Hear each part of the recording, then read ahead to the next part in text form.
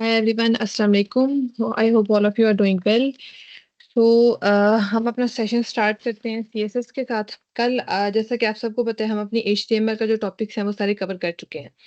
तो एचटीएमएल के बारे में जैसे मोइज़ ने आपको बता दिया है ड्यूरिंग सेशन हमने कोशिश यही की थी कि हम मेजर मेजर जो हमारे टॉपिक्स हैं, उनको एक फ़ास्ट पेस रख के तो वो कवर करवा दें। लेकिन स्टिल अगर आपको कुछ चीज़ें वगैरह मिसिंग हैं, तो आप यूट्यूब चैनल पे उनको देख लीजिएगा। उसके बावजूद भी अगर आप लोगों को कुछ समझ नहीं आ रही, तो आप जो डिस्कशन ग्रुप है वहाँ पे हमें टैग करके मैसेज ड्रॉप करवा दें। हम इंशाल्लाह आपके वो जो क्वेरीज़ वगैरह हैं, उनको सॉल्व कर देंगे। आज का जो हमारा लेक्चर है वो है सीएसएस के बारे में।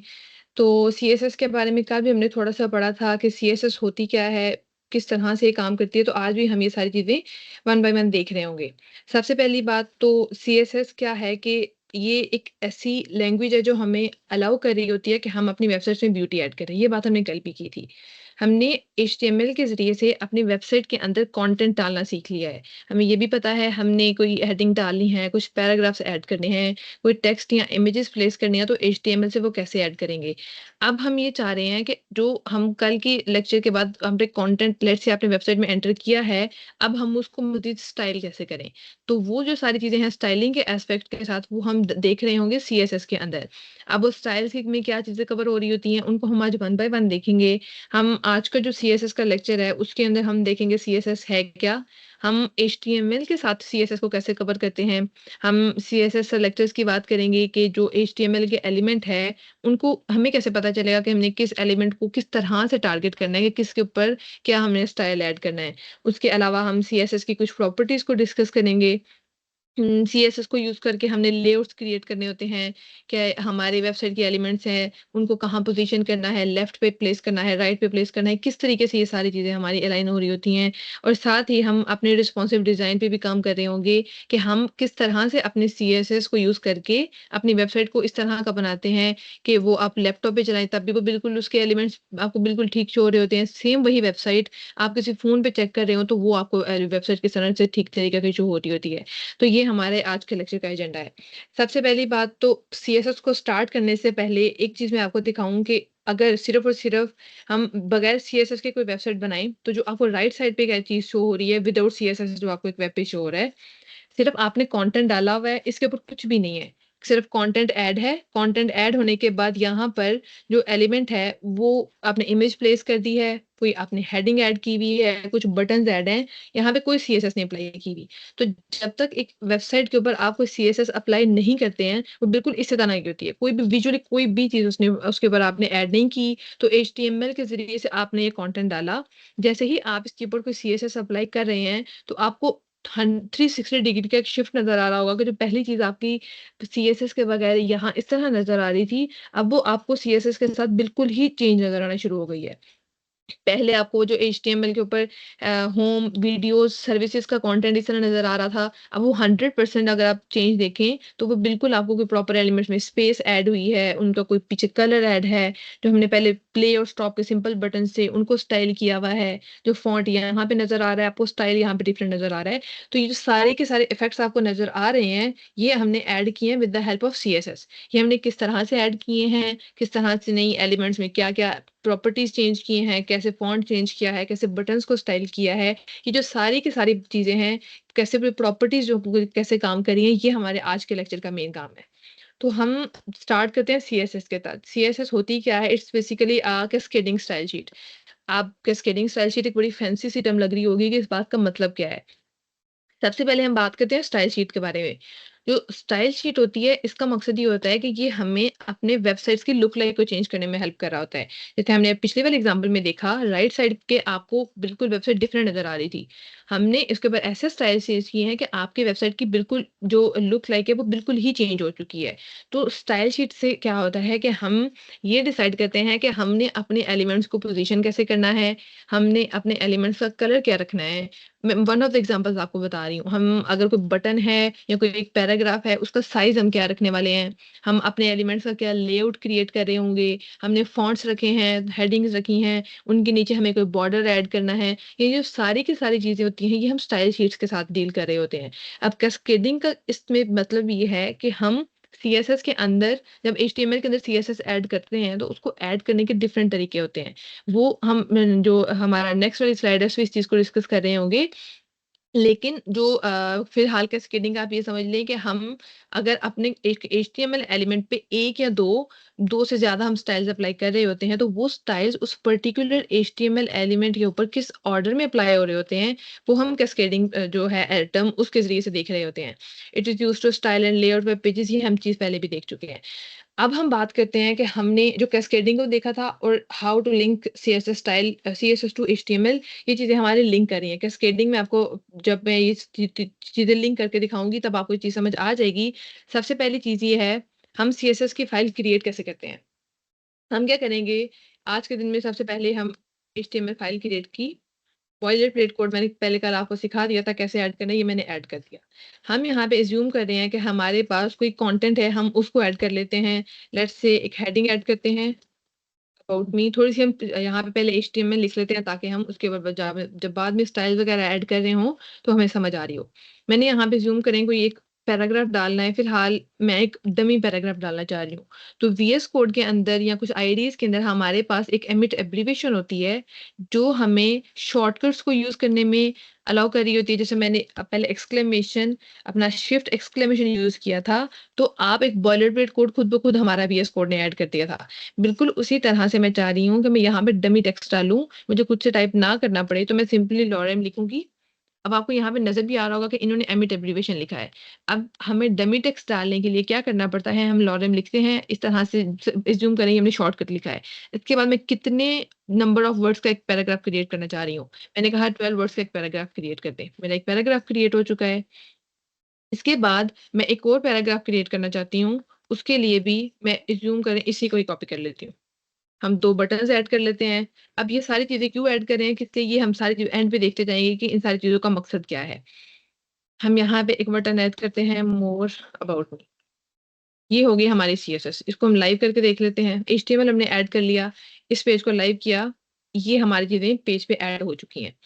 अब ये है कि मैं चाहती हूँ, हमने सबसे पहले चीज़ देखी थी कि हमने अपनी इस एचटीएमएल के ऊपर सीएसएस कैसे ऐड करनी है।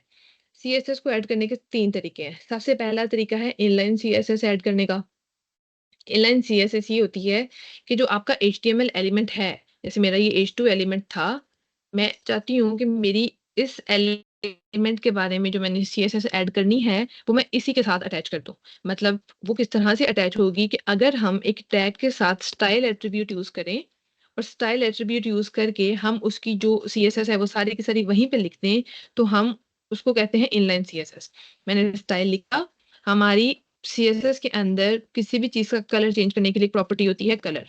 हमने कलर लिखा, फिलहाल अज़्यूम करें कि हमारे पास ये कलर प्रॉपर्टी मैंने यूज़ की है। अगर इनलाइन सीएसएस लगानी है, आप उसी टैग के साथ उसका स्टाइल एट्रिब्यूट यूज़ करें। उसी के अंदर आप अपनी जितनी भी सीएसएस अप्लाई उस एलिमेंट पे करनी है वो कर दें, तो उसको कहा जाता है इनलाइन सीएसएस। मैंने इस एलिमेंट का कलर चेंज किया था। जैसे ही मैंने कलर चेंज किया है, हमारा जो पहले अबाउट मी एक ब्लैक कलर में था, जो डिफ़ॉल्ट कलर सेट था, अब वो मैंने ब्राउन कलर सेट किया है, तो वो हमारे एलिमेंट का कलर चेंज होना शुरू हो गया है।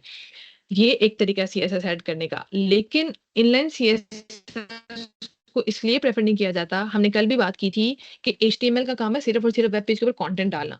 अगर हम कंटेंट बेशक इस हम लोग सीएसएस अलग ही डाल रहे हैं, कोई एचटीएमएल के टैग्स को यूज़ करके स्टाइल नहीं कर रहे, लेकिन उसके बावजूद हम लोग उन्हें स्टैंडर्ड्स को फ़ॉलो करते हुए एचटीएमएल में सिर्फ़ कंटेंट डालना है। अगर हम लोगों को कोई सीएसएस ऐड करनी है, तो उसके लिए हमें अपने बाकी 2 तरीकों की तरफ जाना होता है, ताकि हमारा जो कंटेंट है, वो हमारे वेबसाइट के स्टाइल से बिल्कुल डिफरेंट रहे।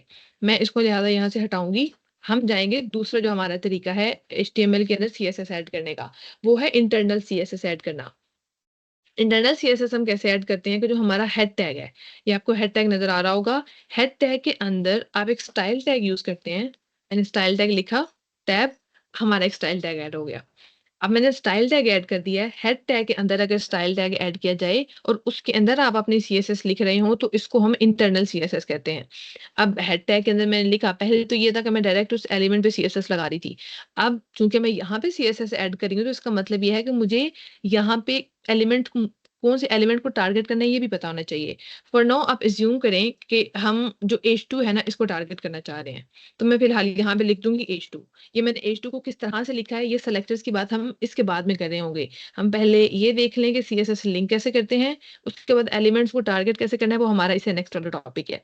फिलहाल आप एक बस एक चीज समझ लें कि एक तरीका होता है HTML को एलिमेंट्स को टारगेट करने का, कि आप डायरेक्ट उस टैग का नाम लिखने के हम इस टैग के बारे में CSS लिखना चाह रहे हैं। अब अगर देखें तो फिलहाल जो उसका कलर है वो दोबारा से बाय डिफॉल्ट जो ब्लैक था वो सेट हो चुका है। मैं फिर से इसका कलर सेट करना चाह रही हूँ और मैंने इसका कलर कर दिया कलर ब्लू किया। हमने जाकर CSS में देखा और अपने UI पे जाकर देखा और हमारा जो हेडिंग का कलर था वो बिल्कुल चेंज हो चुका है। दूसरा तरीका हमारा ये हो गया। तीसरा तरीका ये है कि आप HTML की फाइल को अलग रखें, CSS की फाइल को अलग रखें। मैं क्या चाहती हूँ कि जो मैंने पहले यहाँ पे CSS अटैच की है, मैं वो यहाँ पे करने की बजाय एक अलग से फाइल क्रिएट करूँ, जो CSS की फाइल हो और मेरी सारी की सारी CSS वहाँ पे लिखी जा रही हो। उसके लिए क्या करना होता है कि हम एक नई फाइल क्रिएट करेंगे, वो भी हम day 2 के नाम से क्रिएट करते हैं डॉट। जब CSS की फाइल क्रिएट करनी होती है उसके लिए हम डॉट CSS की एक्सटेंशन यूज करते हैं। मैंने डॉट CSS की एक्सटेंशन यूज की। अब इस फाइल में मैं CSS के बारे में जितना भी कोड है वो सारे का सारा मैं यहाँ पे लिख सकती हूँ। मुझे यहाँ पे किसी तरह का कोई स्टाइल टैग लिखने की जरूरत नहीं है। HTML के अंदर जब हम उसके टैग्स को यूज करते हैं मुझे कोई एट्रीब्यूट के साथ स्टाइल ऐड करने की जरूरत नहीं है। सिंपली मैं यहाँ पे टैग ऐड करूंगी। हमने H2 को लिखा, H2 में ऐड करके फिर हाल आप देख लें कि हमारा दोबारा से वो डिफ़ॉल्ट जो कलर था वो सेट हो चुका है। H2 लिखने के बाद मैं इसका कलर सेट कर रही हूँ ब्लू। अभी हमने कलर ब्लू सेट कर दिया। हम जाके देख रहे हैं इवन दो हमने एक्सटर्नल CSS यूज़ की थी, हमारा तो यहाँ पे कोई इफ़ेक्ट नज़र आना चाहिए था, लेकिन स्टिल हम लोगों को कोई भी UI पे चेंज नज़र नहीं आ रहा। वो इस वज़ह से नहीं आ रहा कि हम लोगों ने इवन दो अपने एलिमेंट्स को यहाँ पे ऐड कर दिया था। उसके बावजूद हम लोगों ने अपनी HTML की और CSS की फाइल्स को कनेक्ट नहीं किया था। अब इस पेज को जो HTML का पेज है, इसको कहीं से भी नहीं पता चल रहा कि जो हमने अपनी HTML इसके ऊपर अटैच करनी है, HTML के साथ जो CSS वाला ये डॉक्यूमेंट अटैच करना है वो किस तरह से करना है। तो उसके लिए एक तरीका ये होता है कि हम हेड टैग के अंदर लिंक लिखते हैं। लिंक लिखने के बाद ये आपको CSS नज़र आ रहा होगा। मैंने इसको अटैच किया। इसके ज़रिए से हमारा लिंक टैग अटैच हुआ है। लिंक टैग के अंदर सबसे पहले हमें यहाँ पे लिंक देना होता है कि आप यहाँ पे कौन-सी CSS फाइल अटैच करना चाह रहे हैं। href के अंदर मैंने day2.css की फाइल कहा है मुझे अटैच करनी है। उन्होंने अटैच कर दी। ये relationship is equal to style sheet की मदद से ये स्पेसिफाई किया गया कि जो डॉक्यूमेंट आपके HTML के अंदर अटैच किया जा रहा है, वो एक CSS का डॉक्यूमेंट अटैच किया जा रहा है। जैसे हमने CSS और स्टाइल शीट, तो हमने वो स्टाइल शीट अटैच कर दी है। अब अगर जाके हम अपने इफ़ेक्ट देखें, तो जो हमें एक अलग से डॉक्यूमेंट के अंदर हमने CSS ऐड की थी, अब वो हमें अपने ओरिजिनल डॉक्यूमेंट के अंदर CSS ऐड होती हुई नज़र आ रही है। तो ये 3 तरीके हैं जिनसे हम अपने डॉक्यूमेंट में CSS अटैच कर रहे होते हैं। फिलहाल हम इस चीज़ को भी, इस वाले मेथड को भी नहीं यूज़ कर रहे होंगे। आज के लेक्चर के लिए हम सिर्फ़ और सिर्फ़ इंटरनल CSS यूज़ करेंगे, कि हम इसी डॉक्यूमेंट में एक स्टाइल टैग ऐड करेंगे और जितनी भी हमारी CSS है, हम उस सारी CSS को यहाँ पे देख रहे होंगे। ये चीज़ें तो हमने देख ली कि हम किस तरह से CSS के अंदर HTML को लिंक करते हैं। अब मैंने कैस्केडिंग का लफ्ज़ यूज़ किया था। कैस्केडिंग में मैंने ये कहा था कि किस ऑर्डर में आपका जो CSS है ना वो अप्लाई हो रही होती है। हमने एक्सटर्नल CSS लगाई, इंटरनल CSS लगाई और इनलाइन CSS लगाई। आप अज़्यूम करें कि यहाँ पे आपका जो एक H2 एलिमेंट है, जो H2 एलिमेंट के ऊपर हमने एक स्टाइल लगाया होता और स्टाइल में हमने कलर सेट किया होता रेड, एक्वा सेट किया। हमने इस स्टाइल के अंदर भी इसी H2 को टारगेट किया और हमने यहाँ पे इसका स्टाइल सेट किया, इसका कलर हमने सेट किया रेड। ये हो गया और जो तीसरे वाला था उसमें हमारा ब्लू कलर सेट था। कैस्केडिंग स्टाइल शीट के अकॉर्डिंग अगर आप लोग देख रहे हों, तो जो आप लोगों की CSS है, वहाँ एक ही H2 एलिमेंट के ऊपर 3 तरह की CSS आपने लगाई है। एक हमारी यहाँ पे एक्सटर्नल CSS को भी हम कमेंट आउट कर देते हैं। 3 तरह के CSS है। अब उसी H2 एलिमेंट के ऊपर यहाँ पे आपने एक्वा कलर लगाया है, अपने इंटरनल CSS में आपने रेड कलर लगाया है और एक्सटर्नल CSS में ब्लू कलर लगाया है। लेकिन वो सिर्फ़ और सिर्फ़ जो आपने इनलाइन CSS लगाई थी, colour is equal to aqua, वो सिर्फ़ और सिर्फ़ उसी कलर को इम्प्लीमेंट कर रहा है वहाँ पे। तो लिहाज़ा इससे हमें एक चीज़ पता चल रही है कि अगर आपके एलिमेंट पे तीनों तरह की CSS लगी हुई है, तो सबसे ज़्यादा प्रायोरिटी उसी एलिमेंट को मिलेगी या उसी स्टाइल को मिलेगी जो आपने इनलाइन स्टाइल लगाया होगा। ये चीज़ होती है जो कैस्केडिंग में मैं आपको बताना चाह रही थी कि आपकी सबसे ज़्यादा प्रायोरिटी अगर तीनों स्टाइल्स हैं, तो आपके इनलाइन CSS को मिल रही होगी। ये चीज़ें तो हमने देख ली CSS यूज़ कैसे हो रहा है। हमने सीएसएस को लिंक कैसे करना है। अब सीएसएस के अंदर हम लोगों ने जब भी कोई प्रॉपर्टी लगानी होती है तो हमें अपने एचटीएमएल के एलिमेंट्स को टारगेट करना पड़ता है। हम अपने इन एचटीएमएल के एलिमेंट्स को टारगेट कैसे करेंगे? इसके लिए डिफरेंट तरीके हैं। एक तरीका मैं ऑलरेडी आपको बता चुकी हूँ कि डायरेक्ट आप एचटीएमएल के टैग का नाम लिखें और टैग का नाम लिख के उसके ऊपर सीएसएस लगा दें।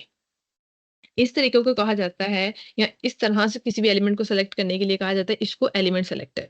ये हमने H2 को जब यूज़ किया था तो ये एक एलिमेंट सेलेक्टर था। एक तरीका है एलिमेंट सेलेक्टर का। दूसरा क्या है कि आप अपने एचटीएमएल और जो आपकी सारी सीएसएस है, सीएसएस के अंदर क्लासेस और आईडीज़ ही सबसे ज़्यादा इंपॉर्टेंट रोल प्ले कर रही होती हैं। क्योंकि सीएसएस सिर्फ स्टाइल ऐड करने का नाम है। स्टाइल आप किस तरह से ऐड कर रहे होंगे? क्लास और आईडी की मदद से। हम क्लास को कल भी डिस्कस कर चुके हैं, आईडी को भी कल डिस्कस कर चुके हैं। एज्यूम करें मेरे ये दोनों के दोनों पैराग्राफ्स हैं। मैं चाहती हूँ कि जो मेरा पहला पैराग्राफ है उसके ऊपर मेरा एक डिफरेंट स्टाइल लग रहा हो और जो मेरा दूसरा पैराग्राफ है उसके ऊपर एक डिफरेंट स्टाइल लग रहा हो। तो मैं क्या कर सकती हूँ, मेरे पास 2 ऑप्शंस हैं। मैं एक की आईडी डिफरेंट रखूँ, दूसरे की आईडी डिफरेंट रखूँ। या दोनों क्लासेस हैं तो क्लासेस भी मैं दोनों की डिफरेंट रख सकती हूँ। हम एक काम करते हैं, हम इस पे आईडी रखते हैं पैराग्राफ नंबर 1। जो हमारा दूसरा एलिमेंट है, हम उसके ऊपर एलिमेंट का नाम रखते हैं पैराग्राफ नंबर 2।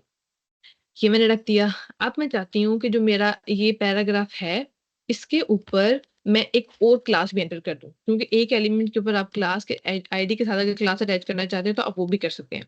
मैंने वो लिखा, इसको मैं सिंपली पैराग्राफ रख देती हूँ इसका नाम। अब एचटीएमएल के अंदर लेट्स से आप कहते हैं कि जो आपका पहला वाला पैराग्राफ है ना, आप इसके ऊपर एक डिफरेंट स्टाइल लगाना चाह रहे हैं। बाय डिफरेंट स्टाइल आप अज्यूम कर लें कि हम चाहते हैं कि इसके ऊपर हम एक कलर ऐड कर रहे हों और वो कलर हम किस तरह का ऐड करना चाहते हैं। तो जब हम एचटीएमएल के अंदर जो एलिमेंट हो जिसकी आईडी हो, हमने उसकी आईडी को यूज़ करके उसके ऊपर सीएसएस लगानी हो तो हम क्या करते हैं, हैशटैग लिखते हैं। हैशटैग लिखने के बाद आपको उस आईडी का नाम लिखना होता है और फिर आपकी कर्ली ब्रैकेट्स यूज़ होती हैं। ये मैंने लिख दिया हैशटैग पैराग्राफ नंबर 1। ये हमारी हमने बता दिया कि हम इस पैराग्राफ पी को टारगेट करेंगे और जो भी सीएसएस लगा रहे होंगे वो इस एलिमेंट पे लगी होगी। मैंने इसका कलर लिखा एक्वा। अब अगर मैं जाके अपने सीएसएस पे अपने यूआई पे जाके देखूँ, तो जो पहला एलिमेंट था, जो आईडी पैराग्राफ नंबर 1 थी, उसके ऊपर मेरी एक डिफरेंट सीएसएस अप्लाई हो रही है। मैंने वो अप्लाई कर दी। अब मैं चाहती हूँ कि जो मेरा दूसरा एलिमेंट है, पैराग्राफ नंबर पी, जो पी2 है, उसके ऊपर एक डिफरेंट हमारी सीएसएस अप्लाई हो रही हो। तो बाज़ औक़ात क्या होता है कि हमें अपने एलिमेंट्स के अंदर उनकी जो क्लासेस होती हैं, क्लासेस के ज़रिए से उनको टारगेट करने की ज़रूरत पड़ती है।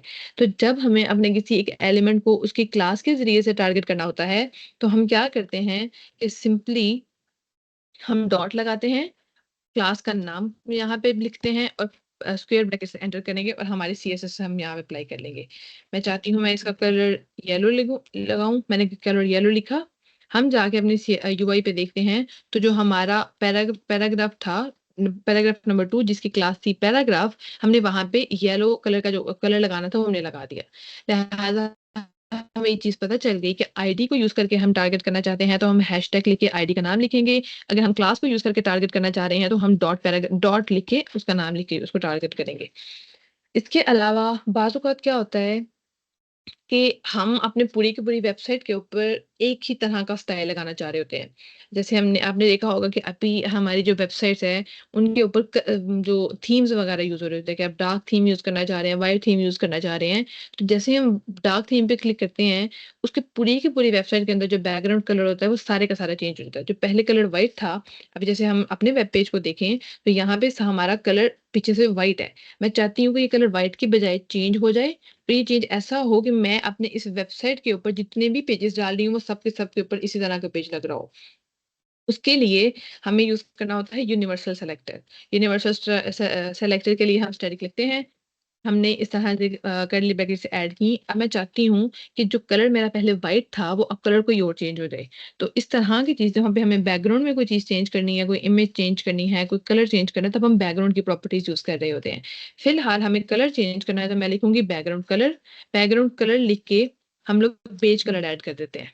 हमने ऐड किया, अब अपने पेज पे जाके चेक करेंगे तो पहले जो हमारा व्हाइट कलर था, अब वो हमारा पेज पूरे का पूरा बैकग्राउंड जो कलर है वो हमारा पेज में चेंज हो चुका है। और वो इसके अलावा जितने भी हमारे वेब पेजेस मैं यहाँ पे लिंक कर रही होंगी, जिनके ऊपर मैं ये वाली सेम सीएसएस अप्लाई करूँगी, तो ये यूनिवर्सल सेलेक्टर उन सब के ऊपर अप्लाई हो रहा होगा। तो ये तरीके हैं जिनके ऊपर हम अपने एचटीएमएल के ऊपर जो एलिमेंट्स हैं, उनको टारगेट कर सकते हैं। अब फ़िलहाल मैं इनको बंद कर रही हूँ। कलर्स वगैरह को सिंपली जो हमारा कलर था ब्लैक हम उस पे जाएँगे।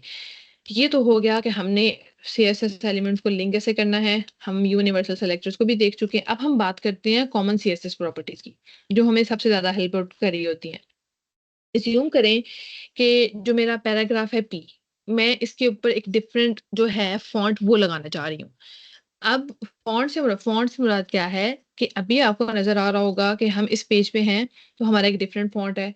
मैं अगर आपको एक पेज दिखाऊँ, हम अपनी स्लाइड्स को देख लें, तो हमारी स्लाइड्स के ऊपर जो फ़ॉन्ट है वो बिल्कुल डिफरेंट है। इसके अलावा हम जाके कुछ अगर डिफरेंट पेजेज़ वगैरह सर्च कर रहे हों, लेट्स से हम सर्च करते हैं कोड विद हैरी। यहाँ पे इस वेबसाइट पे जाके अगर आप अपना पेज सर्च करें, तो ये वाला फ़ॉन्ट आपको बिल्कुल डिफरेंट नज़र आ रहा है। फ़ॉन्ट से मुराद ये है कि ये जो स्टाइल है, ये स्टाइल हमें बिल्कुल डिफरेंट नज़र आ रहा है। मैं चाहती हूँ कि जो मेरे पेजेज़ हैं, सारे के सारे मेरी वेबसाइट के ऊपर उन सब का एक फ़ॉन्ट चेंज हो जाए। मतलब जो स्टाइल नज़र आ रहा है ना, वो डिफरेंट चेंज हो जाए। उसके लिए एक प्रॉपर्टी मुझे यूज़ करनी होती है फ़ॉन्ट फैमिली की। जैसे मैंने फ़ॉन्ट फैमिली लिखा, अब आपको आगे कुछ सजेशंस नज़र आ रही होती हैं। आप सबने वर्ड डॉक्यूमेंट्स वगैरह तैयार किए होंगे। वर्ड डॉक्यूमेंट्स में भी हम अपने फ़ॉन्ट्स चेंज करते हैं, कैलिब्री यूज़ करते हैं, टाइम्स न्यू रोमन चेंज करते हैं। तो इस तरह की जो वेबसाइट्स हैं, उनके ऊपर भी हम अपना फ़ॉन्ट चेंज कर सकते हैं। ये सारी की सारी हमें सजेशंस मिल रही हैं। लेट्स से हम इसी को चूज़ करते हैं। अब फ़ॉन्ट तो एक होना चाहिए था, हमें यहाँ पे 3 तरह के फ़ॉन्ट्स मिल रहे हैं। ये इस तरह से होते हैं कि हम अलाउ करते हैं कि अगर जो यूज़र है हमारी वेबसाइट को ओपन कर रहा होगा, अगर उनके सिस्टम पे जो पहला फ़ॉन्ट है वो चल रहा है तो ठीक है, अगर वो नहीं चल रहा तो जो हमने कॉमा के बाद दूसरा फ़ॉन्ट लगाया हुआ है आप उसको यूज़ कर लें, अगर वो भी नहीं है तो आप तीसरा वाला फ़ॉन्ट यूज़ करें। अब फ़ॉन्ट फैमिली मैंने सेट की है कि पूरे के पूरे जो हमारी वेबसाइट पे एलिमेंट्स हैं उन सबको ये फ़ॉन्ट फैमिली सेट कर दो। अब जो पहले फ़ॉन्ट नज़र आ रहा था, अब हमारा फ़ॉन्ट पूरी वेबसाइट पे वो चेंज हो चुका है। हमारा फ़ॉन्ट इस तरह से नज़र आना शुरू हो गया है। बाज़ औक़ात क्या होता है कि हमें जो फ़ॉन्ट्स हमें ब वीएस कोड या सीएसएस बाय डिफ़ॉल्ट अलाउ कर रहा होता है, हम चाहते हैं कि उनके अलावा हम अपने फ़ॉन्ट्स भी यूज़ करें। उसके लिए हमें क्या करना होता है कि गूगल फ़ॉन्ट्स होते हैं, हम वो यूज़ कर सकते हैं। अब गूगल फ़ॉन्ट्स को यूज़ कैसे करना है? सबसे पहली चीज़, हम गूगल फ़ॉन्ट्स सर्च करेंगे। अब ये आपके पास डिफरेंट फ़ॉन्ट्स हैं। आप अज़्यूम करें कि आप इनमें से कोई एक फ़ॉन्ट आपको अच्छा लग रहा है, आप वो फ़ॉन्ट यूज़ करना चाह रहे हैं। जो ये लेट्स से हमने ये वाला फ़ॉन्ट यूज़ किया। अब इस फ़ॉन्ट को मैं अपने जो सीएसएस की फ़ाइल है, वहाँ पे जाके कैसे अटैच कर रही होंगी? होगा क्या, मैं गेट फ़ॉन्ट पे जाऊँगी, गेट फ़ॉन्ट पे जाके गेट एम्बेडेड कोड नज़र आ रहा है मुझे। गेट एम्बेडेड कोड में जाके हम लोगों को 2 तरीके हैं, एक है आप लिंक के साथ यूज़ कर लें, एक है इम्पोर्ट के साथ यूज़ करें। फॉर नाउ अज़्यूम करें हम लिंक के साथ यूज़ कर रहे हैं। मैंने ये कॉपी कोड किया, कोड कॉपी करने के बाद मैंने यहाँ पे जाके जो हमारा पहले भी हेड टैग था, वहाँ पे हमने लिंक टैग को कॉपी किया था। अभी भी जाके हम लिंक को हेड टैग के अंदर कॉपी कर देंगे। हमने ये काम कर दिया। अभी जाके वेब पेज पे देखेंगे, हमारा फ़ॉन्ट तो चेंज ही नहीं हुआ, हालाँकि हम लिंक लेके आए थे। तो इसके लिए क्या होता है कि हमें साथ ये भी देखना पड़ता है कि जो फ़ॉन्ट फैमिली वहाँ पे डिफ़ाइन है, वो भी लिखनी है। हम यहाँ से ये फ़ॉन्ट फैमिली कॉपी करेंगे और जाके अपनी वेबसाइट के अंदर यहाँ पे एंटर करेंगे कि हम ये वाली फ़ॉन्ट फैमिली यूज़ करना चाह रहे हैं। अब अगर हम वेबसाइट पे देखें, तो पहले जो आपको फ़ॉन्ट नज़र आ रहा था, हमने गूगल फ़ॉन्ट से वो फ़ॉन्ट लिया, हमने उसका लिंक अटैच किया। अब जो गूगल फ़ॉन्ट से वो फ़ॉन्ट लिया था, वो लिंक अटैच करने के बाद हमने अपनी फ़ॉन्ट फैमिली भी वहाँ से कॉपी करके अपनी वेबसाइट पे लगाई और हमारा फ़ॉन्ट बिल्कुल चेंज हो गया। ये हो गया हमने किस तरह से डिफरेंट फ़ॉन्ट्स सेट करने होते हैं। अब होता क्या है बाज़ औक़ात कि हम लोगों को अपने जो फ़ॉन्ट्स हैं, उनका एक साइज़ भी सेट करना होता है। साइज़ मतलब ये है कि मैं चाहती हूँ मेरा फ़ॉन्ट कितना बड़ा नज़र आए, कितना छोटा नज़र आए। यहाँ पे जैसे अगर अभी हम देख रहे हैं, तो हमारी हेडिंग का साइज़ बड़ा है, फिर जो इस बटन के अंदर टेक्स्ट लिखा हुआ है, वो कोई छोटा साइज़ है। इसके अलावा ये जो पैराग्राफ्स है, इनका साइज़ कोई और है। मैं चाहती हूँ कि करंटली जो इनका साइज़ है ना, इससे मैं इनका साइज़ थोड़ा-सा बड़ा कर दूँ। तो उसके लिए कहते हैं कि जो पैराग्राफ्स हैं हमारे, हम उनका साइज़ चेंज करें, तो लेट्स से मैंने एलिमेंट सेलेक्टर यूज़ किया पी टैग। मैंने पी टैग यूज़ करके मैं क्योंकि दोनों पैराग्राफ्स का साथ में चेंज करना चाह रही हूँ, तो उसके लिए कि हम अपने फ़ॉन्ट को छोटा दिखाना चाह रहे हैं, बड़ा दिखाना चाह रहे हैं, तो हम फ़ॉन्ट साइज़ एक प्रॉपर्टी होती है, उसको यूज़ करते हैं। मैंने फ़ॉन्ट साइज़ यूज़ किया। फ़ॉन्ट साइज़ के अब बाय डिफ़ॉल्ट कुछ वैल्यूज़ डिफ़ाइन है। आप ला ये जो सारी वैल्यूज़ हैं, इन बाय बाय डिफ़ॉल्ट आप सेट कर लें। आप लार्ज सेट करना चाह रहे हैं, लार्जर सेट करना चाह रहे हैं। अब हम जाके वहाँ पे चेक करें, तो जो हमारे वेब पेजेज़ हैं, पहले के मुकाबले में हमारा साइज़ इसका बड़ा हो चुका है। हम अगर इसकी बजाय ये नहीं सेट करना चाह रहे और मैं इसका साइज़ सेट करना चाहती हूँ 40 पिक्सल। मैंने 40 पिक्सल सेट किया, जो वेब पेज पे हमारा साइज़ है, अब आपको नज़र आ रहा होगा कि हमारा जो पहले फ़ॉन्ट साइज़ था, वो चेंज होके 40 पिक्सल पे जा चुका है। बाय डिफ़ॉल्ट जो हमारा वेब फ़ॉन्ट साइज़ सेट होता है वो होता है 16 पिक्सल। पिक्सल आप फ़िलहाल ये अज़्यूम कर लें कि जो हमारे वेब पेजेज़ के ऊपर हम लोगों ने कोई भी कैल मेजरमेंट्स वग़ैरह के हिसाब से कोई प्रॉपर्टी ऐड करनी होती है, तो वो पिक्सल उस मेजरमेंट का एक यूनिट है। तो फिर 40 पिक्सल मैंने फ़ॉन्ट यूज़ किया, ठीक है। अब ये ज़्यादा बड़ा है, इसको चेंज कर दें, 20 पिक्सल ऐड कर दें। 20 पिक्सल चेंज किया, नॉर्मल साइज़ पे चला गया। जिस तरह का एक पैराग्राफ का स्टाइल होता है। ये हो गया फ़ॉन्ट साइज़ का। कल हमने अपने एलिमेंट्स को बोल्ड करना चाहा था, तो हमने उनको बोल्ड किया था with the help of B tag या हमारे पास है एक स्ट्रॉन्ग टैग। मैं चाहती हूँ कि ना तो मैं बी टैग यूज़ करूँ, ना मैं स्ट्रॉन्ग टैग यूज़ करूँ। मैं एचटीएमएल को सिर्फ़ काम दूँ अपने कंटेंट डालने का और मैं अपने जो एलिमेंट्स हैं, उनको बोल्ड करने के लिए मैं अपनी प्रॉपर्टीज़ यूज़ करूँ। मतलब अपनी प्रॉपर्टीज़ में सीएसएस की प्रॉपर्टीज़ को यूज़ करके काम कर रही हूँ। तो वो सीएसएस की प्रॉपर्टी जो हमारे अलाउ कर रही होती है कि एलिमेंट्स को हमने बोल्ड करना हो, उसके लिए क्या होता है कि हम यूज़ कर सकते हैं फ़ॉन्ट वेट प्रॉपर्टी होती है हमारी एक। मैंने फ़ॉन्ट वेट यूज़ किया, इसमें भी बाय डिफ़ॉल्ट कुछ प्रॉपर्टीज़ लास्ट पे आपको नज़र आ रही होंगी। लेकिन लेट्स से हम इसको डिफ़ाइन करना चाहते हैं 600। मैंने 600 लिखा, पहले जो आपको फ़ॉन्ट नज़र आ रहा था, अब उसके मुकाबले में हमारा फ़ॉन्ट और ज़्यादा बोल्ड हो चुका है। हम इसको मज़ीद चेंज करना चाहें, हम इसको 700 करके देख लेते हैं। 700 देख रहे हैं तो हमारा फ़ॉन्ट पहले के मुकाबले में मज़ीद बोल्ड होना स्टार्ट हो गया है। तो इस तरह से हम अपने जो एलिमेंट्स हैं, उनको बोल्ड भी कर सकते हैं। ये तो प्रॉपर्टीज़ हो गई कि हम अपने जो फ़ॉन्ट हैं, उनकी कौन-कौन सी प्रॉपर्टीज़ को देख सकते हैं। अब अगर देखें कि अबाउट मी जो बिल्कुल है मेरा वेब पेज के बिल्कुल लेफ्ट पे मुझे शो हो रहा है। अब मैं चाहती हूँ कि ये मुझे लेफ्ट पे शो होने की बजाय जो मेरी विंडो है उसके सेंटर में यहाँ पे करके शो हो रहा हो, उसके लिए एक प्रॉपर्टी होती है text align. Text align property हमें ये बताती है कि आप अपने जो वेब पेज के अंदर आपका टेक्स्ट है, आपके पैराग्राफ्स हैं, आपकी हेडिंग्स हैं, कोई कंटेंट है, आप उनकी अलाइनमेंट अलाइनमेंट मतलब आप उनको कहाँ प्लेस करना चाहते हैं? वेबसाइट अपने कंटेंट के लेफ्ट पे प्लेस करना चाहते हैं, राइट पे प्लेस करना चाहते हैं, सेंटर में प्लेस करना चाहते हैं, तो आप अपनी टेक्स्ट अलाइन की प्रॉपर्टी यूज़ करें।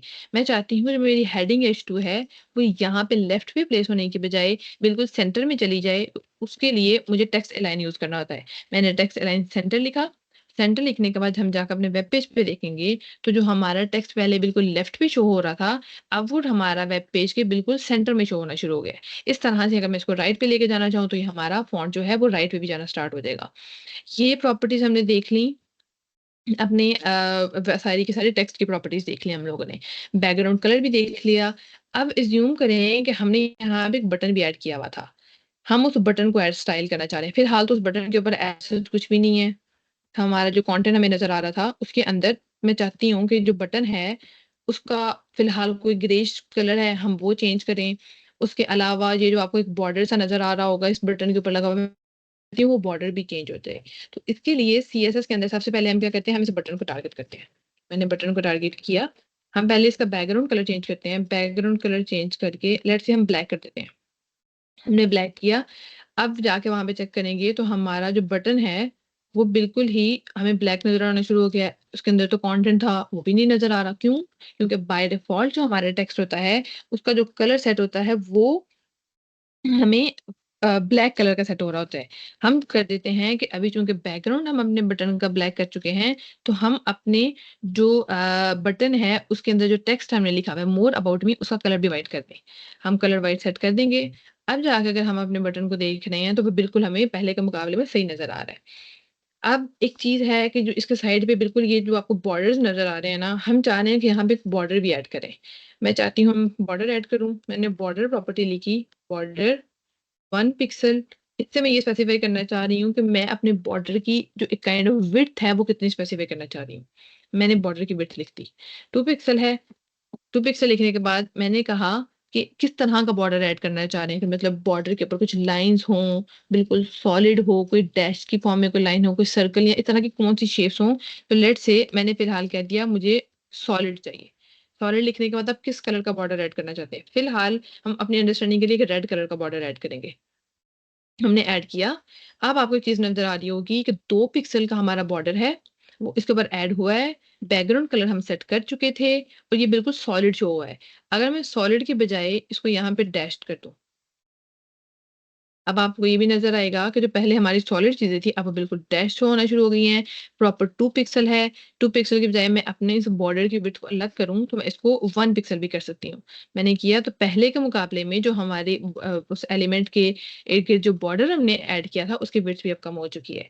ये है कि हम किस तरह से बॉर्डर की विड्थ सेट करते हैं, बॉर्डर का जो प्रॉपर्टी है, उसको डैश शो करना है या बॉर्डर का जो स्टाइल है, वो क्या ऐड करना है और कलर क्या ऐड करना है। इसके अलावा अगर आपको नज़र आ रहा हो कि जो हमारे इसके कॉर्नर्स हैं, वो बिल्कुल ही एक तो शार्प कॉर्नर्स की फॉर्म में शो हो रहे हैं। मैं चाहती हूँ कि इसके ऊपर मैं इसको थोड़ा-सा इस तरह से करूँ कि राउंड हो जाए इसके कॉर्नर्स। इसके कॉर्नर्स को मैं राउंड करने के लिए एक प्रॉपर्टी होती है बॉर्डर रेडियस की। मैंने बॉर्डर रेडियस डाला, इसको भी सेम हम पिक्सेल्स की फॉर्म में शो कर रहे होते हैं। मेजरमेंट यूनिट है, मैंने 10 पिक्सल ऐड किया। पहले जो हमें बटन बिल्कुल शार्प कॉर्नर्स नज़र आ रहे थे, अब वो हम लोगों को बटन जो हैं कुछ राउंड हो गए होना स्टार्ट हो गए। हमारे चारों के चारों साइड्स पे 10 पिक्सल के हिसाब से उन्होंने अपने आप को राउंड कर लिया है। ये हो गई हमारी बॉर्डर की प्रॉपर्टीज़। हमारा जो बटन पहले बिल्कुल एक सिंपल सा नज़र आ रहा था, उसको भी हम स्टाइल कर चुके हैं। अब हम बात करते हैं बॉर्डर की प्रॉपर्टीज़ के बाद कि जो हमारा एलिमेंट है, उसके अंदर हम बॉक्स मॉडल को किस तरह से डील कर रहे होते हैं। अब बॉक्स मॉडल क्या होता है? सबसे पहली चीज़ कि एचटीएमएल के अंदर जितने भी आपने एलिमेंट्स लिखे हुए हैं, इवन दो मैंने अगर ये बटन भी ऐड किया था या मैंने एक पैराग्राफ भी ऐड किया है, एचटीएमएल के अंदर ऐड किया जाने वाला हर एलिमेंट एक रेक्टेंगल होता है। वो रेक्टेंगल क्या होता है, किस तरह से होता है, इसको हम इस तरह से देखते हैं। मैंने इंस्पेक्ट किया, इंस्पेक्ट करने के बाद हम चाहते हैं हम इस पी टैग को देखें। मैंने ये पी देखा, अब आपको यहाँ पे ये एक चीज़ शो हो रही है, एक बॉक्स टाइप, इसको कहा जाता है बॉक्स मॉडल। बॉक्स मॉडल क्या होता है कि ये हमें अलाउ करता है कि एक पर्टिकुलर एलिमेंट के अंदर आप अपनी स्पेसिंग्स को मैनेज करना चाहते हैं, तो आप किस तरह से मैनेज करेंगे? उसके लिए बॉक्स मॉडल का कॉन्सेप्ट आता है। अब ब बॉक्स मॉडल के कॉन्सेप्ट में हम क्या चीज़ें करते हैं, कौन-कौन सी चीज़ें हैं जिनका मैं कह रही हूँ कि हम इसमें डील कर रहे होते हैं। तो हम देखते हैं कि आप अज़्यूम करें, ये हमारा किसी भी चीज़ का बॉक्स मॉडल है, ये।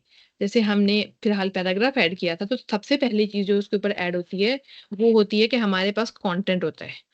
कंटेंट के बाद अभी भी जैसे हमने हमारा जो बटन था, बटन के ऊपर भी इस तरह का एक बॉर्डर क्रिएट किया था। ये जिसको मैं फिलहाल स्क्वायर बना रही हूँ, वो हमारा एक बॉर्डर था। हमारे कंटेंट के दरमियान और हमारे बॉर्डर के दरमियान जो स्पेस होती है, उसको हम कहते हैं पैडिंग। उसको हम सिर्फ़ स्टाइलिंग पर्पसेज़ के लिए ऐड कर रहे हैं। हम अपने बॉर्डर के और कंटेंट के दरमियान में जो स्पेस ऐड करते हैं, उसको कहते हैं पैडिंग और हमारे बॉर्डर से लेके हमारे जो आउटर एलिमेंट्स के दरमियान स्पेस होती है, उसको हम मार्जिन कह रहे होते हैं। अब इसको हम रियल लाइफ़ एग्ज़ाम्पल से अगर हम यहाँ पे खुद से कोड करके देखें, तो वो किस तरह से होता है, आप अज़्यूम करें इस हम पी की एग्ज़ाम्पल लें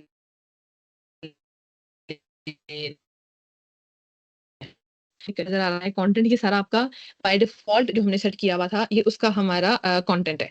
हमने यहाँ पे पैडिंग चेक की, हमने कोई पैडिंग ऐड की थी? नहीं ऐड की। बॉर्डर ऐड किया, इस एलिमेंट के ऊपर कोई भी बॉर्डर ऐड नहीं किया। मार्जिन हमने तो ऐड नहीं किया था, लेकिन उसके बावजूद आपको टॉप पे और बॉटम पे मार्जिन नज़र आ रहा है। मतलब उसके बॉर्डर से और उसके आउटर एलिमेंट्स के दरमियान मार्जिन नज़र आ रहा है। ये क्यों होता है कि जो कुछ ब्राउज़र्स होते हैं, वो बाय डिफ़ॉल्ट कुछ प्रॉपर्टी सेट करते हैं। बाय डिफ़ॉल्ट वो एलिमेंट्स के दरमियान स्पेसिंग ऐड करने के लिए मार्जिन और पैक कर देते हैं। तो इन चीज़ों से बचने के लिए कि जो ब्राउज़र ने अपनी तरफ से एचटीएमएल के कुछ एलिमेंट्स के ऊपर स्टाइल्स ऐड किए हुए हैं, वो ब्राउज़र के स्टाइल्स ना हों, बल्कि जो स्टाइल्स हमने ऐड किए हुए हैं, अगर हम उनको अपने अकॉर्डिंग सेट करना चाहते हैं, तो हमने यूनिवर्सल सिलेक्टर का पहले ज़िक्र कर लिया है। यूनिवर्सल सिलेक्टर का एक फ़ायदा तो ये हो गया कि आप अपनी पूरी वेबसाइट के ऊपर कोई ग्लोबल स्टाइल जैसे हमने बैकग्राउंड कलर लगाया था, फ़ॉन्ट फैमिली लगाई थी, उस तरह के ग्लोबल स्टाइल लगाना चाह रही हूँ या एक चीज़ होती है कि हम अपनी पूरी वेबसाइट के ऊपर अपने वो स्टाइल्स जो हमारा ब्राउज़र है, उनको हटाना चाहें, तो हम उनको भी लगा सकते हैं। अब मैं यहाँ पे मार्जिन 0 सेट करती हूँ। मैंने मार्जिन 0 सेट किया, अब जाकर अगर हम अपने वेब पेज पे देखेंगे, मार्जिन यहाँ पे 0 हो गया। हमें किसी भी तरह का कोई मार्जिन नज़र नहीं आ रहा। मैंने सिर्फ़ कंटेंट नज़र आ रहा है, ना पैडिंग है, ना बॉर्डर है, ना मार्जिन है। अब हम क्या करते हैं कि अपने इस पैराग्राफ P1 जो है, इसके ऊपर एक सबसे पहले बॉर्डर अटैच करते हैं। मैंने बॉर्डर अटैच किया 1 पिक्सल सॉलिड ब्लैक। नज़र आ रहा है अब हमें? ये देखा सॉलिड ब्लैक हमारा ऐड हो गया। मैंने पैडिंग देखी, अपना कंटेंट देखा, पैडिंग अभी भी कोई नहीं है, बॉर्डर आपने अटैच किया, बॉर्डर आपका अटैच हो गया 1 पिक्सल। अब मैं चाहती हूँ कि जो मेरा बॉर्डर है, उसके और मेरे इस कंटेंट के दरमियान में थोड़ी-सी स्पेस एंटर हो जाए। थोड़ी-सी स्पेस कैसे आएगी? उसके लिए हमें पैडिंग सेट करनी पड़ेगी। मैं चाहती हूँ कि जो मेरा ये पैराग्राफ P1 था, इसके अंदर मैं पैडिंग ऐड करूँ। पैडिंग हम पहले भी बात कर चुके हैं कि हमारे बॉर्डर और हमारे कंटेंट के दरमियान में जो स्पेस होती है, उसको हम पैडिंग कह रहे होते हैं। पैडिंग भी हमारा एक मेज़रमेंट यूनिट है। अब इसके अंदर हम लोगों ने मेजरमेंट इन मतलब कोई हम क्वांटिटेटिवली प्रॉपर्टीज को स्पेसिफाई कर रहे होते हैं। इसके लिए लेट्स से हम 10 पिक्सल अपना जो पैडिंग है उसको सेट करना चाहते हैं। मैंने लिखा 10 पिक्सल, उसके लिए पिक्सल लिखा। अब जाके मैं अपने पेज पे चेक करूँ, तो पहले जो हमारा अब आपको हमारा पैराग्राफ था, उसके अंदर उसके और बॉर्डर के दरमियान में कोई स्पेस भी नहीं थी। मैंने ये चेक किया, अब आपको ये जो ग्रीन कंटेंट नज़र आ रहा है, ये वो स्पेस है जो हम लोगों ने खुद से ऐड की है। कंटेंट, उसके बाद पैडिंग, उसके बाद बॉर्डर। बॉर्डर हमारा नज़र आ रहा होगा। अब हम चाहते हैं थोड़ी-सी मार्जिन भी ऐड हो जाए। मतलब ये जो एलिमेंट्स हैं बिल्कुल ही बाकी कंटेंट जो है हमारा वो अपने बिल्कुल ही वेब पेज की जो बाउंड्रीज़ हैं उनके साथ अटैच हो रहे हैं। तो मैं चाहती हूँ कि जो बॉर्डर है, ये बॉर्डर मेरे वेब पेज की बाउंड्रीज़ को चेक ना करे, उनको उनके साथ बिल्कुल अटैच ना हो रहा हो, इनके दरमियान भी हम थोड़ी-सी स्पेस ऐड कर दें। उसके लिए क्या होता है कि हम लोगों को मार्जिन सेट करना होता है। मैंने मार्जिन सेट किया, मार्जिन भी लेट्स से मैंने 20 पिक्सल सेट कर 10 पिक्सल सेट किया। हम 10 पिक्सल सेट करेंगे। पहले जो आपको स्पेस नज़र आ रही थी, अब पैडिंग ऐड हो गई, हमारा बॉर्डर ऐड हो चुका है, अब बॉर्डर के बाद स्पेस भी ऐड हो चुकी है।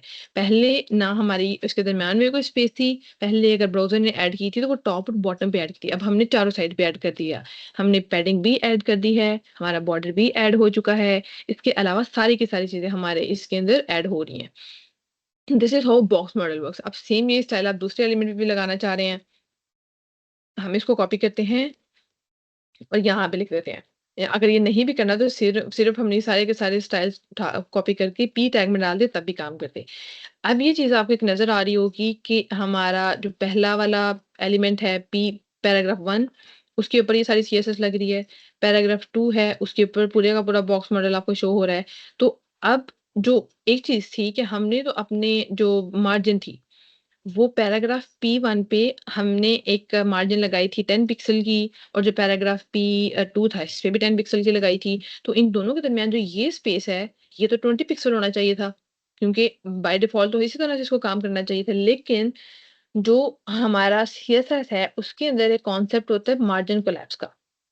मार्जिन कोलैप्स क्या कहता है, अगर तो 2 एलिमेंट्स हैं, वो टॉप और बॉटम पे प्लेस हुए हुए हैं और दोनों के ऊपर मार्जिन लगा हुआ है, तो दोनों का मार्जिन हम ऐड करके लगाने के बजाय लेट्स से अगर ऊपर वाले का 20 था, नीचे वाले का भी 20 था, तो वो 40 पिक्सल दोनों के दरमियान स्पेस क्रिएट करने के बजाय इन दोनों में से मैक्सिमम मार्जिन किसके ऊपर अप्लाई हुआ हुआ है, वो अप्लाई कर देंगे। दोनों के ऊपर 10 और 10 में से मैक्सिमम क्या था 10 उन्होंने 10 के ऊपर हमारा मार्जिन प्लेस कर दिया। सिर्फ़ और सिर्फ़ 10 पिक्सल की प्लेस क्रिएट की।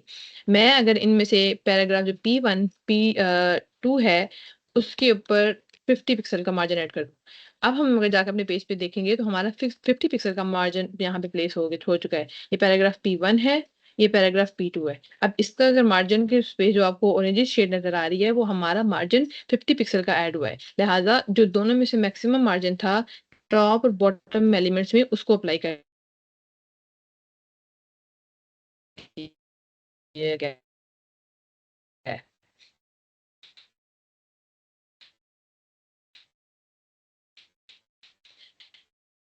ये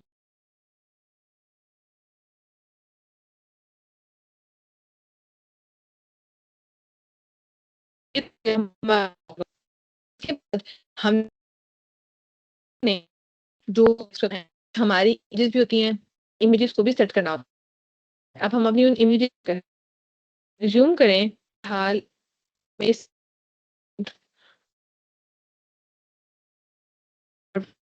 करती हूँ, हम और अंदर इमेज प्लेस की है।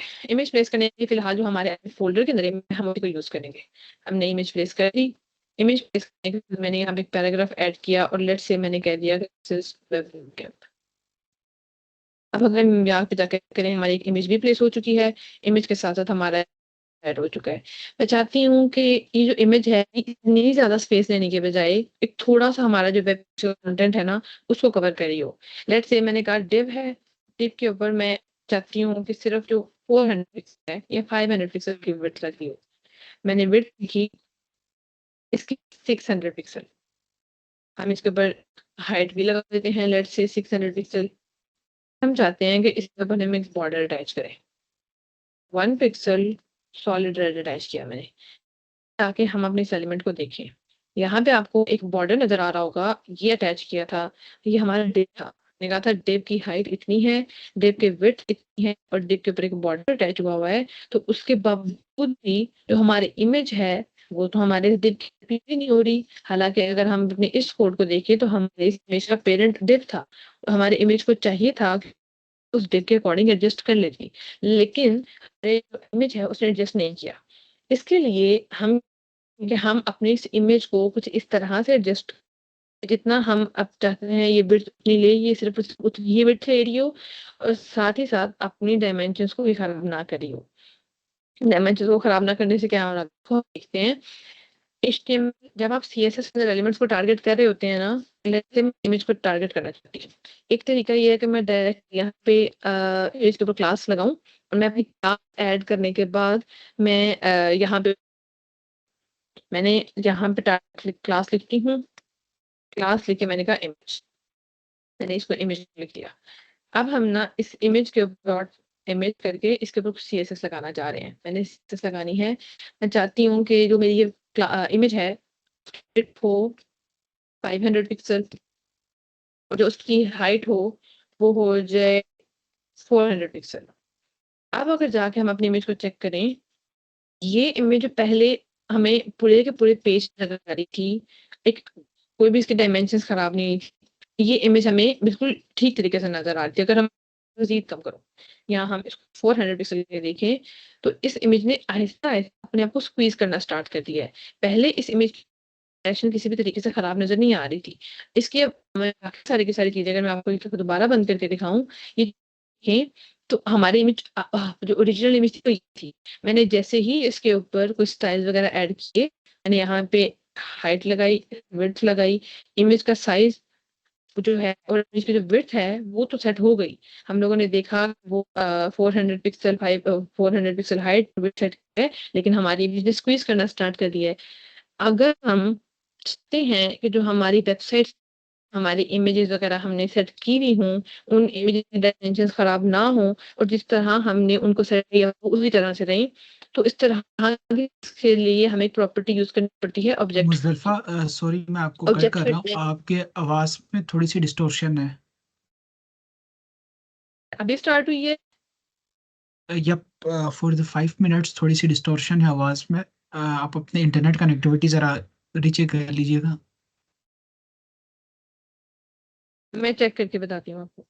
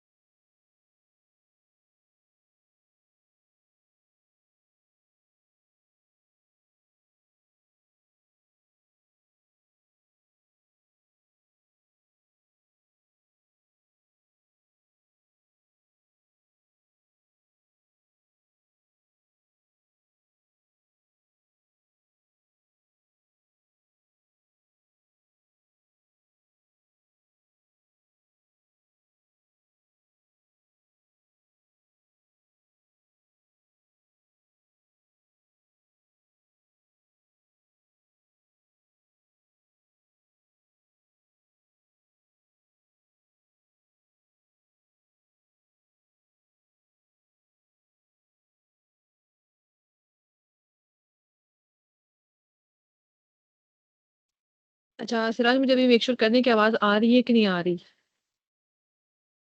मुझे तो आ रही है, बाकी सब बता दें। आप अपनी ज़रा स्क्रीन चेंज कर दें, क्योंकि स्क्रीन का भी इशू आ रहा है।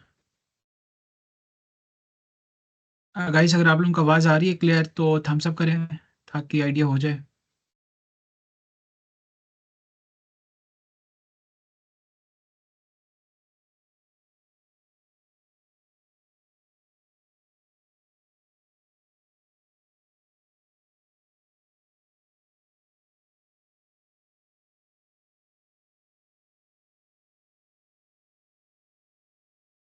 अच्छा, स्क्रीन भी शो हो रही है, आवाज़ भी सब क्लियर है अब? यप। बेस्ट है। अच्छा, मुझे ये वाला टॉपिक मैं दोबारा से करा दूँ अगर इसमें डिस्टॉर्शन हुई थी तो? लास्ट 5 मिनट्स का बोल रहे हैं स्टूडेंट्स ग्रुप में। ठीक है, तो मैं फिर ये आप, वाला ठीक है, ठीक है, मैं हाँ समझ गई। जी। अच्छा, हम बात कर रहे थे कि जो एचटीएमएल पेजेस हैं, हमें बाज़ औक़ात वहाँ पे इमेजेस वगैरह को डाल के उनको भी स्टाइल करने की ज़रूरत पड़ती है। उसके लिए मैंने क्या किया था कि हम एक इमेज सेट कर रहे थे। इमेज के लिए हम लोगों ने यहाँ पे कुछ कंटेंट ऐड किया था। लेट मी ये दोबारा से रिमूव कर दे।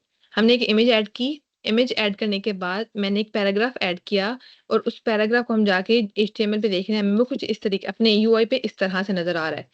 अब मैं चाहती हूँ कि जो हमारा ये इमेज है, ये हमें एक पर्टिकुलर विड्थ जो हम सेट करें उसके अंदर सारी की सारी नज़र आ रही हो।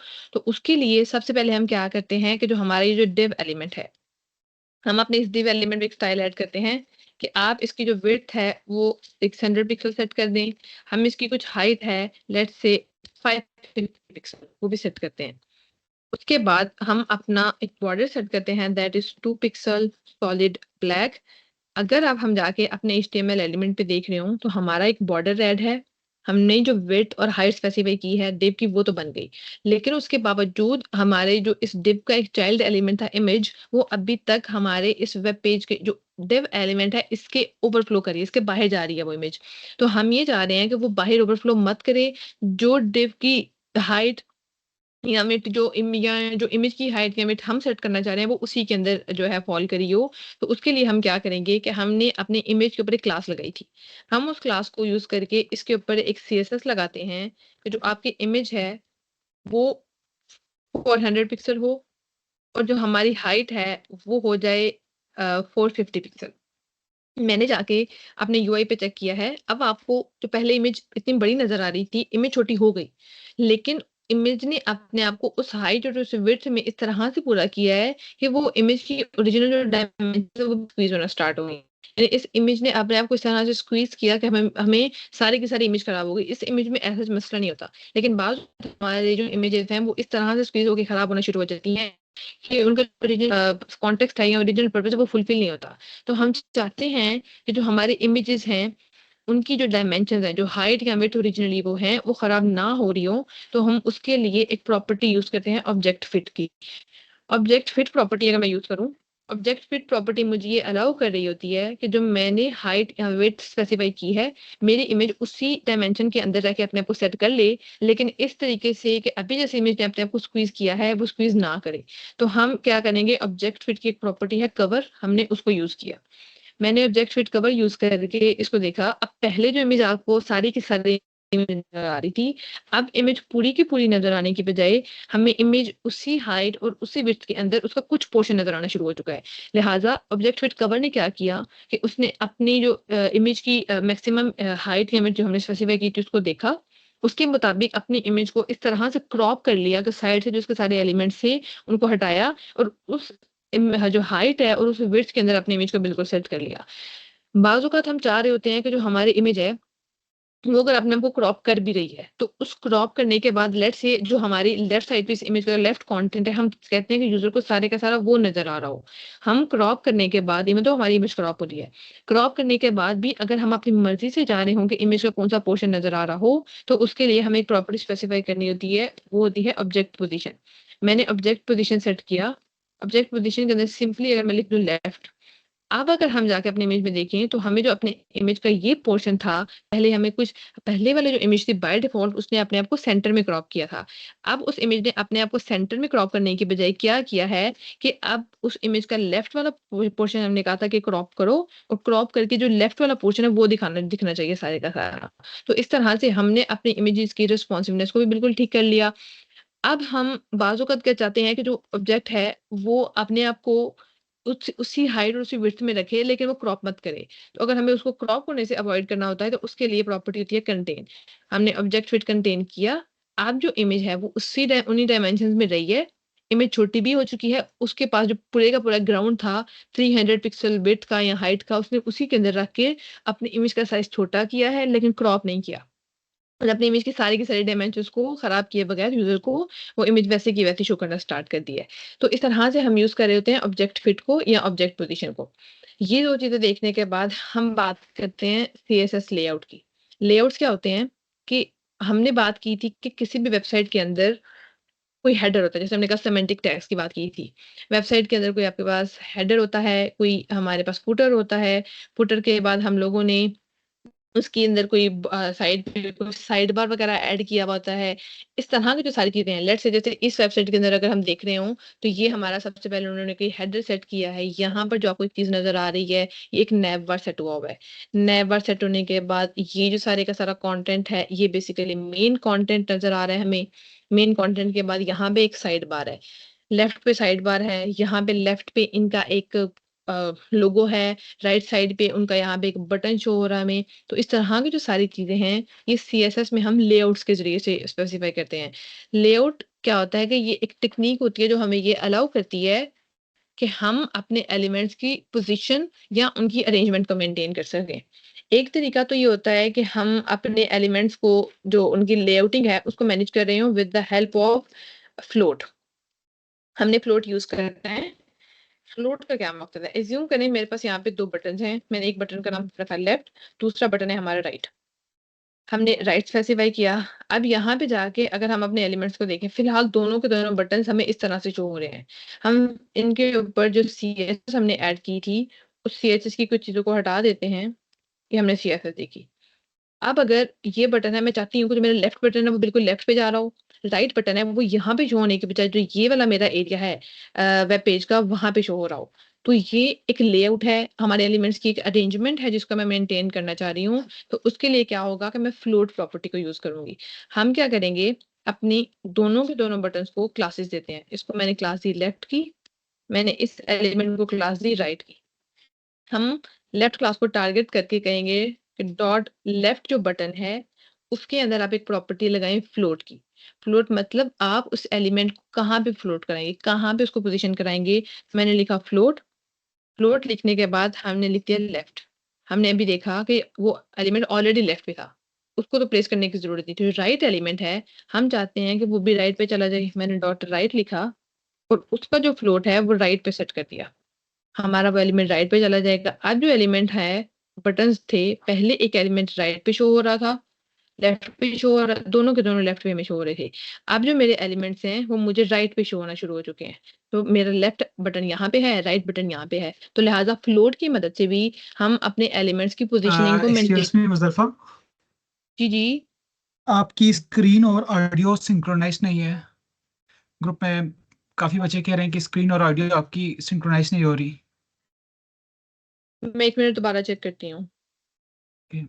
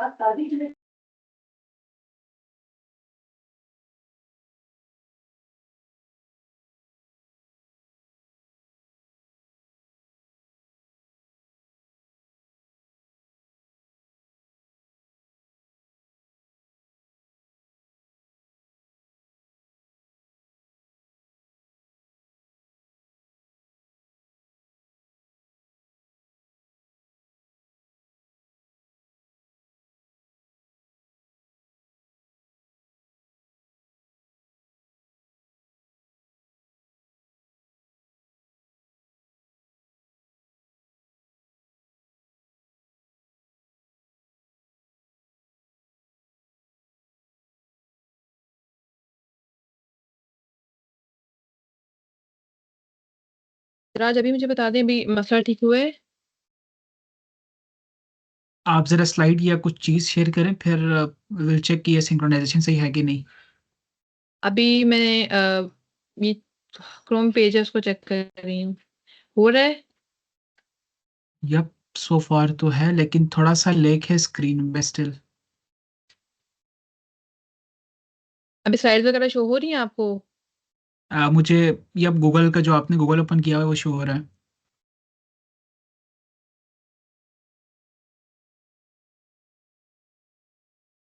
Now slides. अगर आपने स्लाइड अप ओपन किया तो मुझे अब शो हो रहा है स्लाइड। नहीं, स्लाइड मैंने पहले ओपन की थी। यप, इसी वजह से सिंक्रोनाइज़ेशन का इशू आ रहा है। मैं एक दफ़ा टीम्स लीव करके दोबारा जॉइन करती हूँ, आप सिर्फ़ मुझे 2 मिनट का टाइम दें। Sure, sure.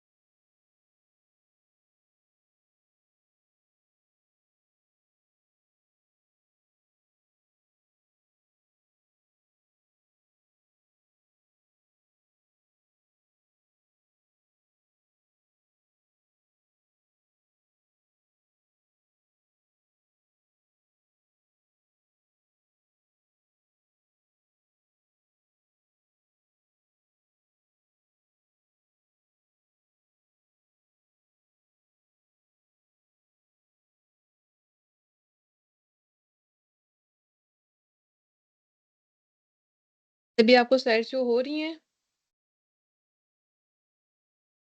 यप, मुझे स्लाइड शो हो रही है। आप ज़रा चेंज कर लें स्क्रीन 1-2 दफ़ा। वीएस कोड भूला है मैंने। नो, स्टिल सिंक्रोनाइज़ेशन का इशू है।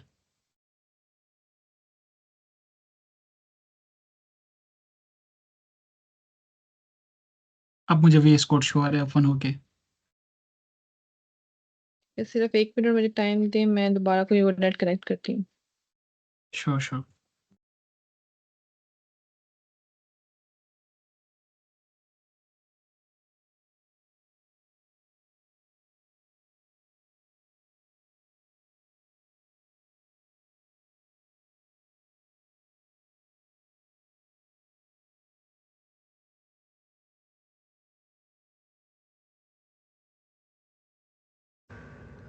मुज़दलिफ़ा एक्स्ट्रा ऐप्स बंद करके देख लें आप, शायद उससे कुछ फ़र्क पड़ जाए। मैं चेक करती हूँ।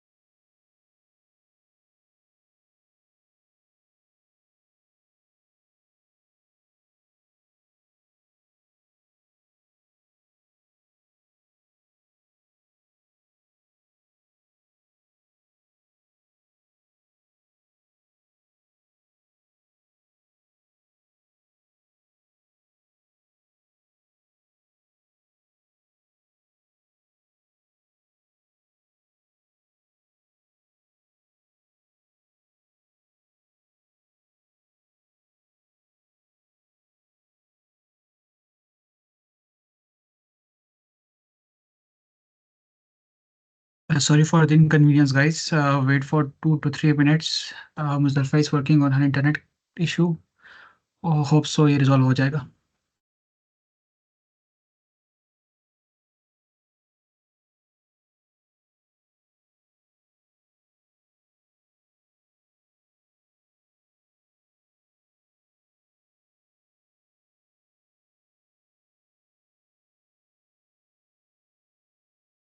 सिराज अभी मुझे बताएंगे?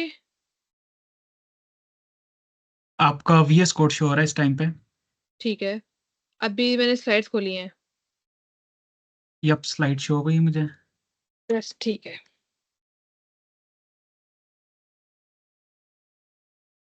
अच्छा, हम इमेजेस की बात कर रहे थे कि लेआउटिंग की बात कर रहे थे। हमने लेआउट्स के लिए सबसे पहली चीज़ मैंने आपको बताई थी कि हम फ्लोट को यूज़ कर सकते हैं। फ्लोट के ज़रिए से हम अगर अपने एलिमेंट्स को लेफ्ट पे या राइट पे या किसी भी तरह की जो पोज़ीशन सेट करना चाहें, तो हम फ्लोट्स के ज़रिए से कर सकते हैं।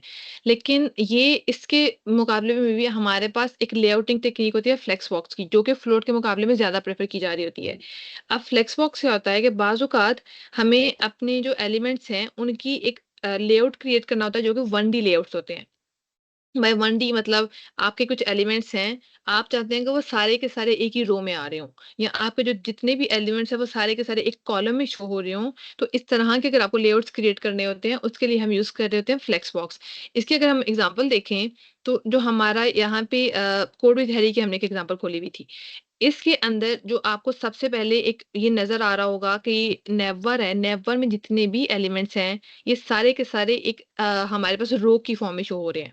उसके अलावा जो नीचे हमारे पास एक मेन्यू टाइप में दूसरे नेविगेशन के लिए एक चीज़ है, वो भी हमें सारी की सारी रो की फॉर्म में शो हो रही है। ये साइड पे हमें एक साइड बार नज़र आ रहा है। इसके जितने भी एलिमेंट्स हैं, वो हमें एक वर्टिकल फॉर्म में शो हो रहे हैं, कि ये सारे के सारे इस ऑर्डर में शो हो रहे हैं। तो इस तरह की जो सारी की सारी उन्होंने चीज़ें अप्लाई की होंगी, वो उन्होंने एक हमारा कंटेंट है फ्लेक्स बॉक्स की जो प्रॉपर्टीज़ हैं, उनको यूज़ करके किया होगा। अगर हम इनका बाकी की जो सारी प्लेसमेंट वगैरह एलिमेंट की वो भी सारी देखें कि जो यहाँ पे ये एलिमेंट्स प्लेस हुए हुए हैं, इन सारी चीज़ों को फ्लेक्स बॉक्स के ज़रिए से कैसे इन्होंने प्लेस किया हुआ है, अगर हम उनको चीज़ों को देखते हैं। होता क्या है कि फ्लेक्स बॉक्स के अंदर अगर किसी भी एलिमेंट को देखा जाए, तो पूरे का पूरा एक फ्लेक्स बॉक्स एलिमेंट है, आपको एक कंटेनर क्रिएट करना पड़ता है। वो कंटेनर जो होता है हमारा, उसके अंदर हम कुछ आइटम्स प्लेस करते हैं, ये हमारा फ्लेक्स कंटेनर है। ये जो सारे का सारा नज़र आ रहा है, ये फ्लेक्स कंटेनर है। इसके अंदर हम लोगों ने 2 एलिमेंट्स प्लेस किए हुए हैं, 2 आइटम्स क्रिएट किए हुए हैं। हम इनको खुद भी एक दफ़ा कोड करके क्रिएट करके देखेंगे कि किस तरह से हमारे कंटेनर के अंदर आइटम्स प्लेस होते हैं। अभी जैसे हमने बात की कि हम जब नैव बार क्रिएट कर रहे होते हैं या जब साइड बार क्रिएट करते हैं, उनको क्रिएट करने के लिए हम लोगों को कुछ रोज़ वगैरह या कॉलम्स स्पेसिफ़ाई करनी पड़ती हैं। तो जैसे हमने नैव बार क्रिएट किया, हमने ये स्पेसिफ़ाई किया कि हम अपने एलिमेंट्स को रो में अलाइन करना चाह रहे हैं। तो जिस हम रो में या कॉलम में जिस डायरेक्शन में हम अपने एलिमेंट्स को प्लेस करना चाह रहे होते हैं, उसको हम कहते हैं मेन एक्सिस। और उस मेन एक्सिस के अलावा उसके परपेंडिकुलर या उसके 90% पे हमारा जो दूसरे वाली एक्सिस होता है, दैट इज़ क्रॉस एक्सिस। अब हम देखते हैं कि अगर हम लोगों ने एक फ्लेक्स बॉक्स क्रिएट करना है, तो वो हम लोग किस तरह से क्रिएट कर रहे होते हैं। एज़्यूम करें हमारे पास एक कंटेनर है। हम उस कंटेनर के अंदर कैसे उसको क्रिएट कर रहे होंगे कि यहाँ पर हमारा एक कंटेनर है div। मैंने इसको नाम दिया क्लास को कंटेनर का। कंटेनर लिखा, इस कंटेनर के अंदर हम कुछ जो हैं एलिमेंट्स वगैरह या कुछ आइटम्स उनको प्लेस करते हैं। लेट्स से हमने div प्लेस किया एलिमेंट 1 और इसका क्लास का नाम रखते हैं बॉक्स। इसी तरह के हम 1-2 और बॉक्स वगैरह क्रिएट कर लेते हैं 1, 2। फिलहाल अगर जाके हम अपनी यूआई पे देखें, तो हमें किसी भी तरह के अ, वेट, ये जो हम लोगों ने पहले सीएसएस इस पे अप्लाई की थी, हमें वो सारी की सारी सीएसएस हटानी है। Just give me 1 minute.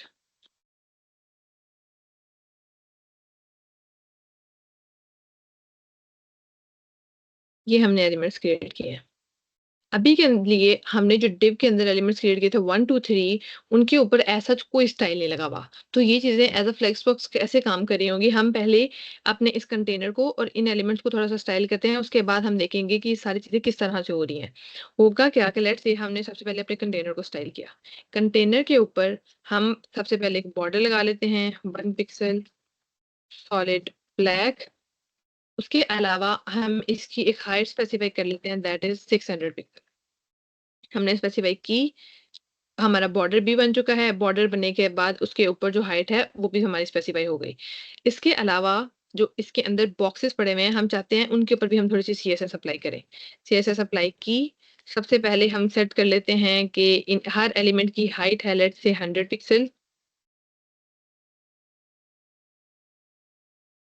फिर हम इसकी विड्थ सेट कर लेते हैं, दैट इज आल्सो 100 पिक्सल। ये चीजें स्पेसिफाई कर ली। इसके बाद हम यहाँ पे एक बॉर्डर क्रिएट करते हैं, that is 1 pixel, that's solid red. Solid red हमने ये सारे एलिमेंट्स स्पेसिफाई कर लिए। अब हम चाह रहे हैं कि इन एलिमेंट्स को फिलहाल थोड़ा सा मार्जिन ऐड कर दें, क्योंकि वो बिल्कुल ही एक दूसरे के साथ अटैच हुए हुए हैं। तो किसी भी एलिमेंट्स के बॉर्डर और उसके आउटर बाउंड्रीज में हम लोगों ने कुछ स्पेस ऐड करनी थी, तो हम लोगों ने पहले सीखा था कि वो हम ऐड कर रहे होते हैं with the help of margin. हमने मार्जिन ऐड किया, लेट्स से वो हमने ऐड कर दिया 10 पिक्सल।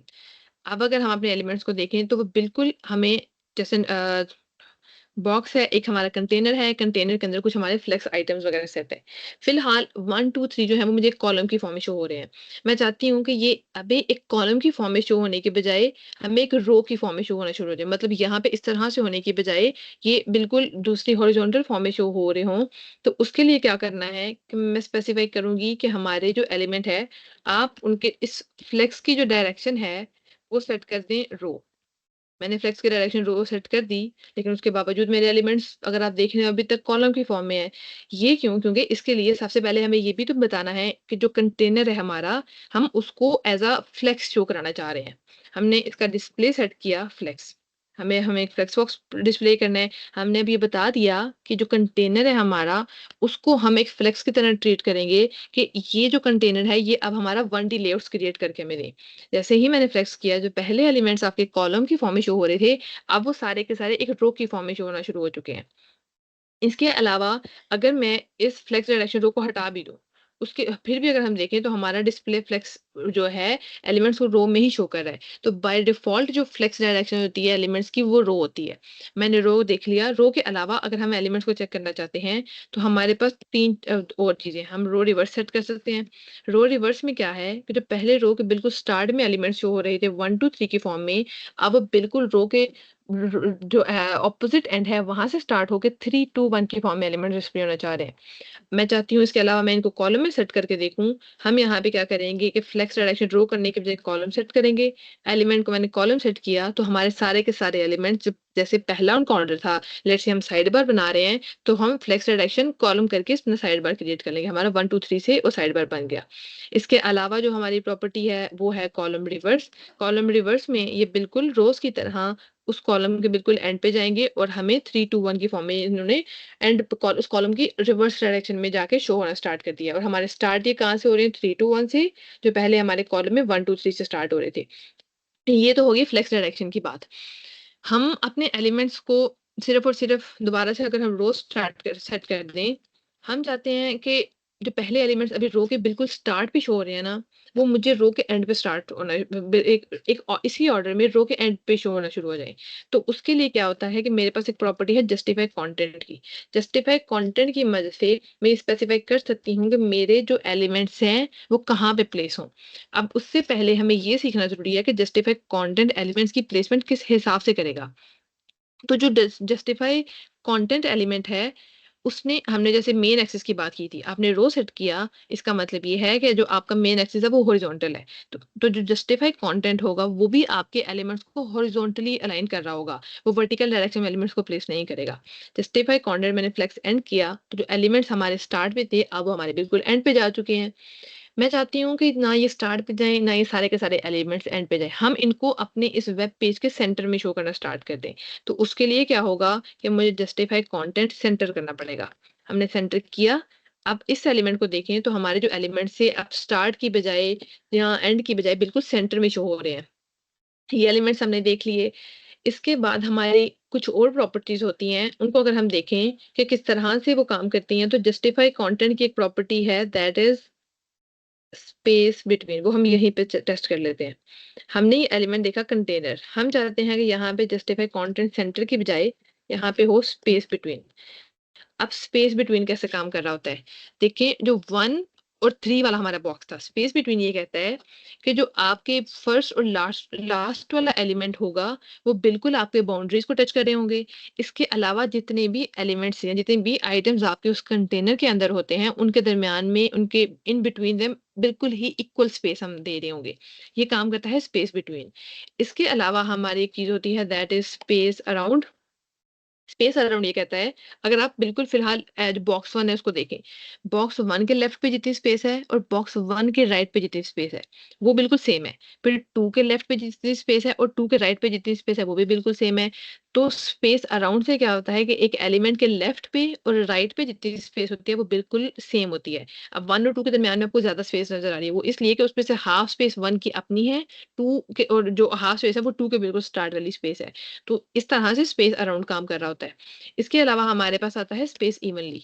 स्पेस इवनली क्या कहता है कि आपके जो बाउंड्रीज़ हैं आपके डिव की, ये जो आपके कंटेनर की, उनको भी आप ज़ूम करें और रिज़्यूम करें, वो भी आपके बॉक्सेस हैं। उस तरह से आपकी उन बाउंड्रीज़ से लेके पहले बॉक्स के दरमियान जो स्पेस है वो सेम है, पहले और दूसरे बॉक्स के दरमियान में जो स्पेस है वो भी सेम है, दूसरे और तीसरे के दरमियान सेम थी और थर्ड और लास्ट वाले के दरमियान जो स्पेस है ये सेम है। ये काम करता है स्पेस इवनली। अब अगर हम इसकी प्रैक्टिकली इसको देख रहे हों कि ये जो हमारी वेबसाइट थी कोड विद हैरी, यहाँ पे अगर हम लोगों ने इस एलिमेंट को देखा था, तो ये जो सबसे हमारे एंड पे लेट्स से यहाँ पे एक नैप आ रहा है, हमारा फुटर है। फुटर किस तरह से शो हो रहा है कि इसको वेट फिलहाल वो एड्स की वजह से हमें शो नहीं हो रहा। हम यहाँ पे ये देखें, अगर सबसे पहले वाला अगर आप एलिमेंट देखें, जो ये हमारा रिएक्ट इन्होंने ऐड किया हुआ है, इसके अंदर ये जो एक एलिमेंट था,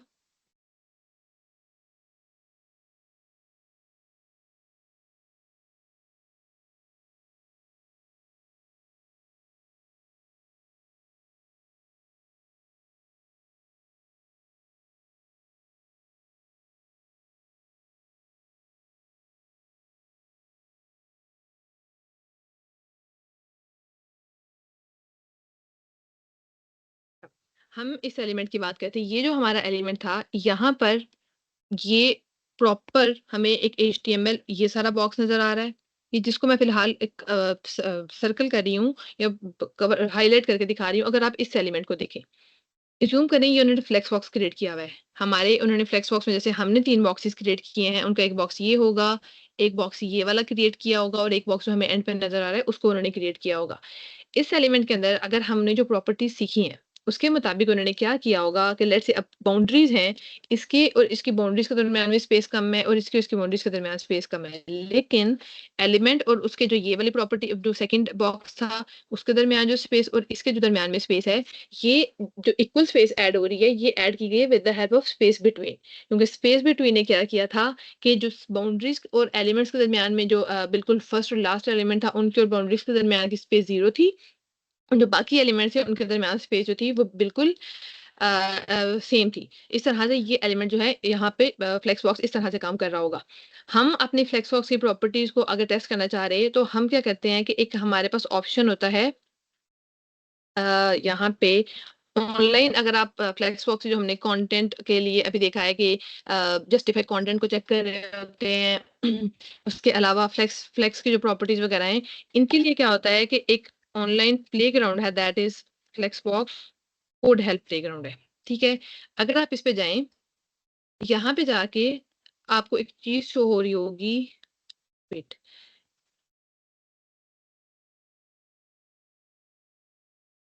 ठीक है, ये आपकी एक लेवल बाय लेवल एक गेम क्रिएट की गई है ताकि आप जो फ्लेक्स बॉक्स की प्रॉपर्टीज हैं उन पे अगर काम करना चाह रहे हो तो आप उन पे कैसे काम करेंगे।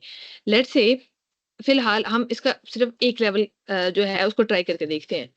अगर आप सिर्फ और सिर्फ ज़ूम करें कि जो कंटेनर या जो बकेट से बनी हुई है, ये राइट साइड पे प्लेस है। मुज़फ़्फ़ा अग आपका दोबारा से इश्यू आ रहा है, थोड़ा-सा स्क्रीन लीक कर रहा है।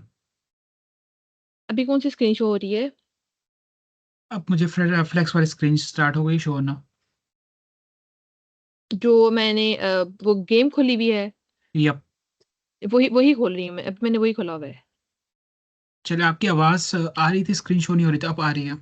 अब आप कंटिन्यू चलें कर लें। सही है, ठीक है। अच्छा, हम बात कर रहे थे कि ये एक गेम है। इसके ज़रिए से हम अपनी जो फ्लेक्स प्रॉपर्टीज़ वगैरह सीखी हैं, उनको हम प्रैक्टिस में लेके आ सकते हैं।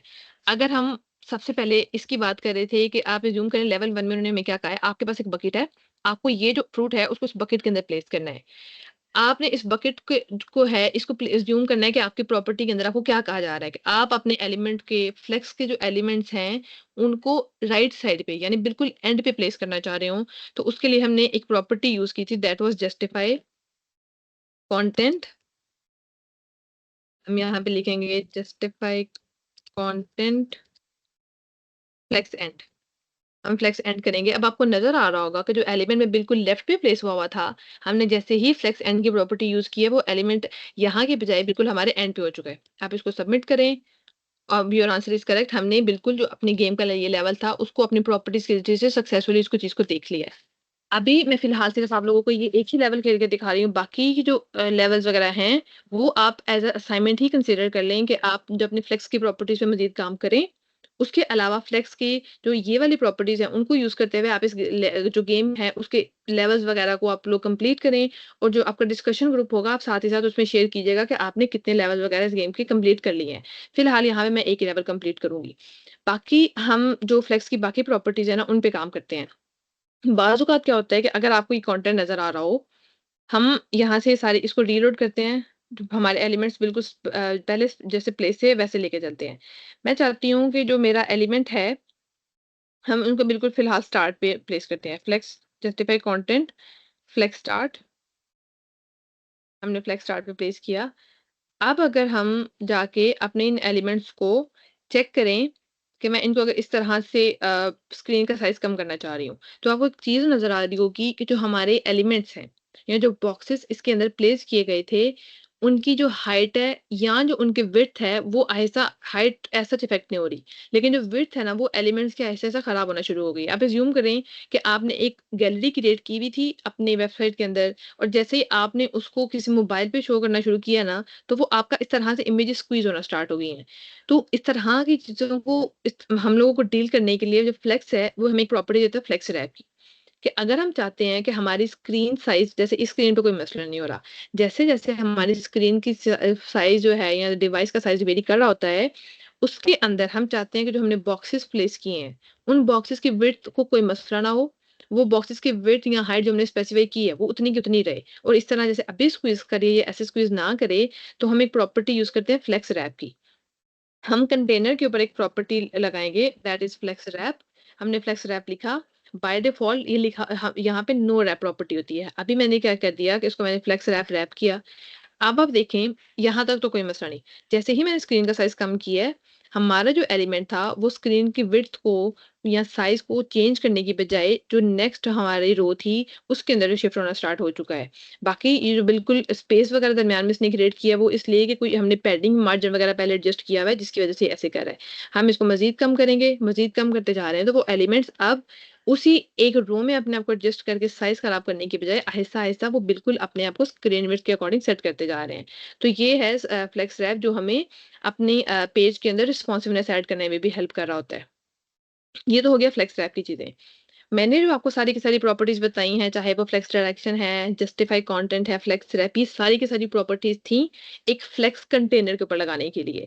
इसके अलावा जो बाकी प्रॉपर्टीज़ हम लोग यूज़ कर रहे होते हैं, जैसे ये बॉक्स था, हमारा जो एलिमेंट है यहाँ पे, आइटम्स थे, बॉक्स 1 था, 2 था, 3 था, इनके ऊपर भी कुछ प्रॉपर्टीज़ होते हैं। जैसे मैंने ये 1 लिखा हुआ है, 2 लिखा है, 3, ये सारी प्रॉपर्टीज़ कि मैं चाहती हूँ कि 1 बिल्कुल सेंटर में शो हो रहा हो, 2 भी सेंटर में शो हो, 3 कहीं और, मतलब अपनी पोज़ीशन। इनके ऊपर भी अलग से हम प्रॉपर्टीज़ काम कर रहे होते हैं। हमारे जो फ्लेक्स के आइटम्स की प्रॉपर्टीज़ हैं, मैं चाह रही हूँ कि वो लोग भी आप एज़ असाइनमेंट काम कर रहे हों। 2 आज के दिन की मैंने असाइनमेंट्स आपको दी हैं कि आपका जो फ्लेक्स आइटम की प्रॉपर्टीज़ हैं, उन पे आपने काम करना है। इसके अलावा जो फ्लेक्स प्लेग्राउंड मैंने आपको दिखाया है, उस प्लेग्राउंड के जो लेवल्स हैं, उसको आप लोगों ने कंप्लीट करना है, ताकि आपकी फ्लेक्स की प्रॉपर्टीज़ कंप्लीट हो जाएँ। हमारा जो आज के दिन का लास्ट टॉपिक है, वो है रिस्पॉन्सिवनेस। मैंने आपको फ्लेक्स वॉक के जैसे रिस्पॉन्सिवनेस दिखाई। आप एलिमेंट को रैप करें, आपकी रिस्पॉन्सिवनेस में मसला ना आए।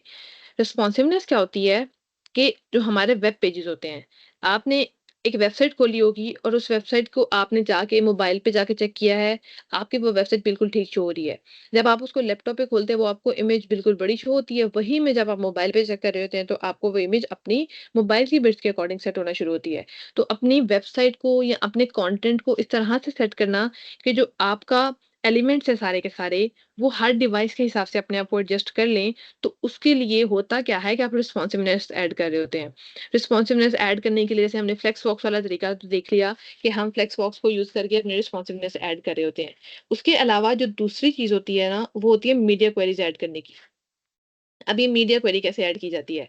हम मीडिया क्वेरी ऐसे ऐड कर सकते हैं कि मीडिया क्वेरी से मतलब क्या है? लेट्स से आपके पास एक पैराग्राफ है डिव, उस डिव के अंदर आपने लेट्स से कुछ लिखा हुआ है 1 2 मैंने 2 लिख दिया। मैं चाहती हूँ कि मैं इस डिव के ऊपर कुछ स्टाइल लगाऊँ और फिलहाल मैं इसको रिस्पॉन्सिवनेस ठीक है, हमने क्लास लगाई responsive.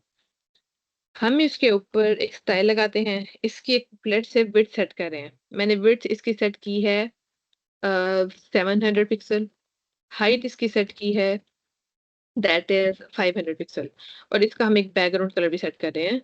Background colour let's say हमने यहाँ पे ब्लू सेट कर लिया है। अब अगर आप इस कंटेंट को जाके देखें, तो आपको अपनी स्क्रीन के ऊपर ये कंटेंट नज़र आ रहा है। हमने इस स्क्रीन के हिसाब से जो कलर ऐड किया था, जो स्क्रीन के हिसाब से विड्थ ऐड की थी, फिलहाल वो हमारा ये ऐड हो चुका है। अब मैं अगर स्क्रीन का साइज़ कम करूँ, तो आपको एक चीज़ नज़र आ रही होगी कि मैंने जैसे ही स्क्रीन का साइज़ कम किया है, हमारे यहाँ पे एक स्क्रॉल बार ऐड नज़र आना शुरू हो चुका है। अब टैब के ऊपर ये स्क्रीन साइज़ टैब का है, हम यहाँ पे इससे भी मज़ीद कम करते जाएँगे तो ऐसा-ऐसा मोबाइल स्क्रीन्स पे काम करना शुरू हो जाएगा। तो मोबाइल स्क्रीन्स के ऊपर आपने वेबसाइट्स के ऊपर यूँ स्क्रॉल करने करने का ऑप्शन जो नहीं देखा होगा, वो चीज़ें होती हैं स्क्रॉल करने वाली। लेकिन बाज़ औक़ात हमारा कंटेंट लेट्स से आपके पास इमेज ही है एक, जो हमने आपने वेब पेज पे डाली हुई है और वो आपकी लैपटॉप स्क्रीन पे बिल्कुल ठीक शो हो रही है। लेकिन अगर आप चाह रहे हैं कि जैसे-जैसे आप अपनी स्क्रीन का साइज़ कम करें, वो अपनी स्क्रीन के हिसाब से उस चीज़ को एडजस्ट करे, तो उसके लिए हमें ये भी देखना होता है कि हम उसके ऊपर रिस्पॉन्सिवनेस ऐड करें। अब अगर आपने स्क्रीन के साइज़ के हिसाब से देखा जाए, तो हमारा 629 आपको ये विड्थ नज़र आ रही होगी। 629 विड्थ तक हमारी स्क्रॉल बार नहीं ऐड हुआ। जैसे ही हम लोगों ने 568 तक स्टार्ट किए, एंड पे कलर इस तरह का हम लोगों ने ऐड किया कि आपको स्क्रॉल बार नज़र नहीं आ रहा, लेकिन एक स्क्रॉल बार यहाँ पे आ रहा है। हम लोगों को क्या करना है, एक रिस्पॉन्सिवनेस ऐड करनी है। हम अपने जो सीएसएस के पेजेज़ होते हैं, जो हम एचटीएमएल वगैरह ऐड करते हैं, उनको ऐड करने का तरीका ये है कि हम मीडिया क्वेरी ऐड करें। मीडिया क्वेरी कैसे ऐड करते हैं कि मैंने @मीडिया लिखा, मीडिया लिखने के बाद यहाँ पे आपको स्क्रीन स्पेसिफाई हो रहा है। स्क्रीन से मुराद ये है कि हम यहाँ पर अपने वेब पेज जो आपको नज़र आ रहा है, उसके ऊपर एक मीडिया क्वेरी ऐड कर रहे हैं। मीडिया क्वेरी आप ये याद रखें कि हम ऐड करते हैं फॉर रिस्पॉन्सिवनेस। उसके साथ मुझे ये चीज़ स्पेसिफाई करनी चाह रहे हम करना चाह रहे हैं कि मैं किस सीएसएस प्रॉपर्टी के ऊपर अपनी जो रिस्पॉन्सिवनेस है वो ऐड करना चाहती हूँ। फॉर नाउ मैं चाहती हूँ कि जो हमारी मीडिया जो है क्वेरी है वो अप्लाई हो रही हो इस पर्टिकुलर विड्थ पे। जैसे अभी तक जो हमारी विड्थ थी, वो हमने कहा कि यहाँ तक तो ये एलिमेंट बिल्कुल ठीक काम कर रहा है, इसको बिल्कुल ठीक काम करना चाहिए।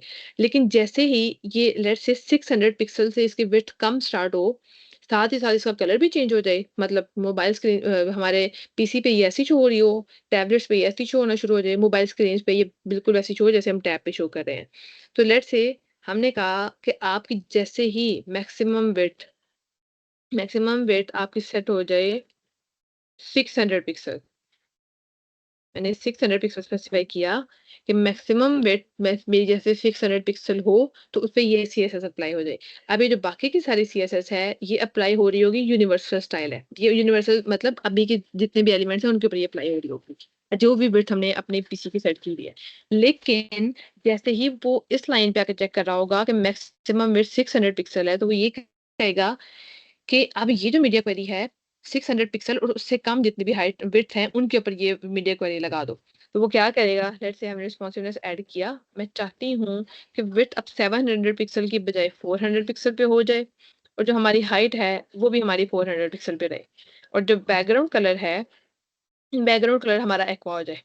अब अगर जाके हम अपनी स्क्रीन को देखें, तो यहाँ तक तो बिल्कुल ठीक है। हमने कहा था 600 पिक्सल जैसे ही हो, स्क्रीन की विड्थ चेंज हो जाए, हमारे उसका कलर वगैरह चेंज हो जाए और इस तरह से अपनी विड्थ वगैरह को उसने एडजस्ट करना स्टार्ट कर दिया है। फिलहाल इसके अलावा 600 पिक्सल तक मैंने ऐड किया है। हम एक और मीडिया क्वेरी ऐड करते हैं। लेट्स से मोबाइल स्क्रीन्स की बात करें। मोबाइल स्क्रीन्स मैक्स हम यहाँ पे 300 पिक्सल विड्थ सेट कर देते हैं। 300 पिक्सल के लिए मैंने कहा ये जो हमारा बॉक्स है वो 200 पिक्सल हो जाए, इसकी हाइट 200 पिक्सल शो होना शुरू हो जाए और जो हमारा बैकग्राउंड कलर है वो रेड स्टार्ट हो जाए। लिहाजा ये जो स्टाइल है, ये हमारा बाय डिफ़ॉल्ट स्टाइल लग रहा होगा पीसी पे। जैसे ही 600 विड्थ जाएगी, क्या होगा 600 से कम बिट्स पे हमारा ये जो एक्वा बैकग्राउंड है ये शो होना शुरू हो जाएगा। और 300 से लेके ऑनवर्ड 300 से कम जितने भी बिट्स हैं, वहाँ पे हमारा जो रेड बैकग्राउंड है वो शो होना स्टार्ट हो जाएगा। अब हम जाके अगर अपनी स्क्रीन को चेक करें, हमने चेक किया पीसी पे ब्लू कलर है। जैसे ही कोई यूज़र टैबलेट पे यूज़ करना शुरू होगा, उसको सिर्फ़ ये कलर शो होगा। हम उससे भी कम बिट्स पे आए हैं, तो हमारा कलर चेंज होना शुरू हो गया है। ये सिर्फ़ एक बेसिक एग्ज़ाम्पल है कि हम किस तरह से रिस्पॉन्सिवनेस ऐड कर रहे होते हैं। इसी तरह से अगर आप कोई इमेज गैलरी सेट कर रहे हों, आप फ्लेक्सबॉक्स यूज़ करें, रिस्पॉन्सिवनेस ऐड करें, तो इस तरह के जितने भी प्रॉपर्टीज़ वगैरह हैं, उनको रिस्पॉन्सिवनेस यूज़ करके और मीडिया क्वेरीज़ यूज़ करके आप अपने वेबसाइट के अंदर रिस्पॉन्सिवनेस ऐड कर सकते हैं। So that's it for today's lecture. अगर जो टॉपिक्स वगैरह मैंने आपको कवर कराए हैं, उनमें कोई मसला आया हो, तो अभी आप लोग क्वेश्चन वगैरह पूछ लें। और उससे पहले मेरे इंटरनेट की वजह से जो इश्यूज़ वगैरह आए हैं, उसके लिए आई एम सॉरी। मैं कोशिश कर रही हूँ कि जो कल से मेरे लेक्चर्स हों, उनके ऊपर ऐसा हमारा इंटरनेट का कोई इश्यू ना आ रहा हो।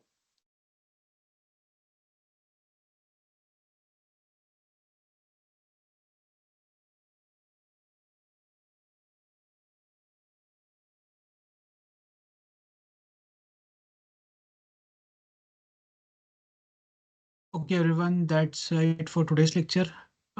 होप आपको अच्छा लगा होगा और चीज़ें समझ आ गई होंगी। Sorry for the inconvenience due to internet issues. We will try to resolve it from the next lectures and onwards. अभी मैं आप लोगों के माइक्स वगैरह अनम्यूट कर रहा हूँ, तो अगर आप में से किसी का कोई क्वेश्चन है या किसी को कोई चीज़ समझ नहीं आई है, तो वन बाय वन आप लोग पूछ सकते हैं।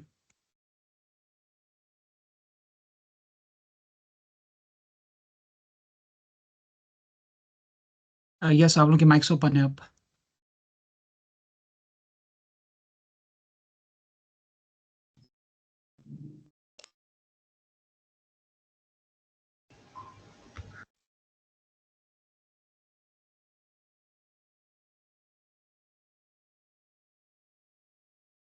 अस्सलाम वालेकुम। मेरा क्वेश्चन था मैम से कि आपने जो 2 टास्क हमें दिए हैं वो हमने कल के अपने सेशन से पहले आपको कंप्लीट करके सबमिट करवाने हैं। उसकी मैं डिटेल्स आपको थोड़ी देर तक शेयर कर देती हूँ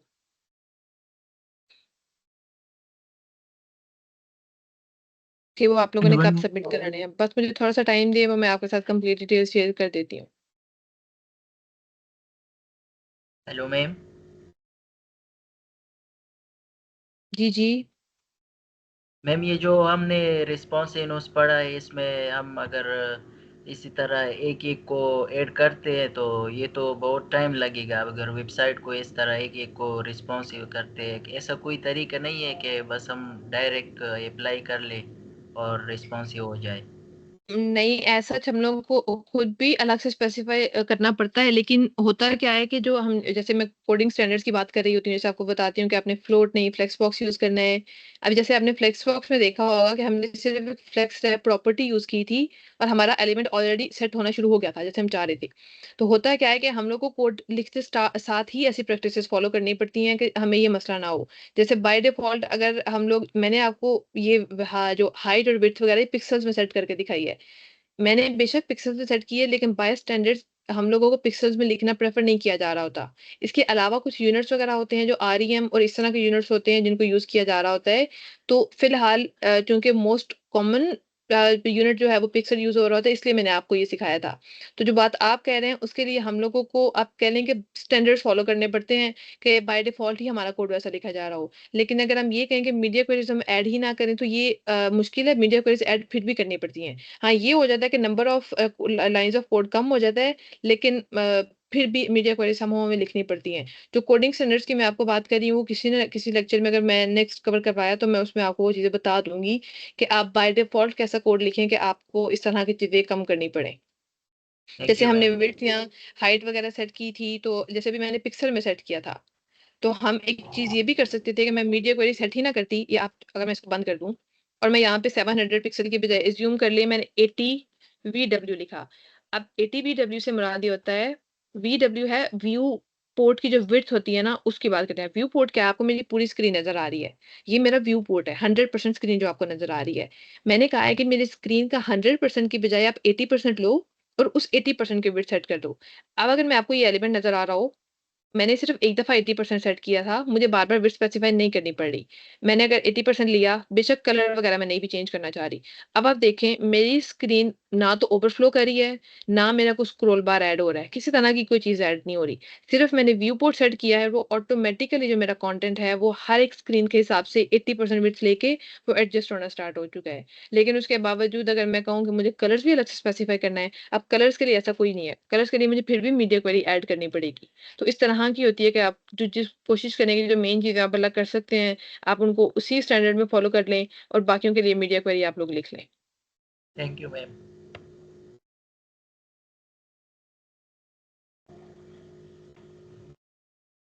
एनीवन एल्स, अगर किसी और का कोई क्वेश्चन हो?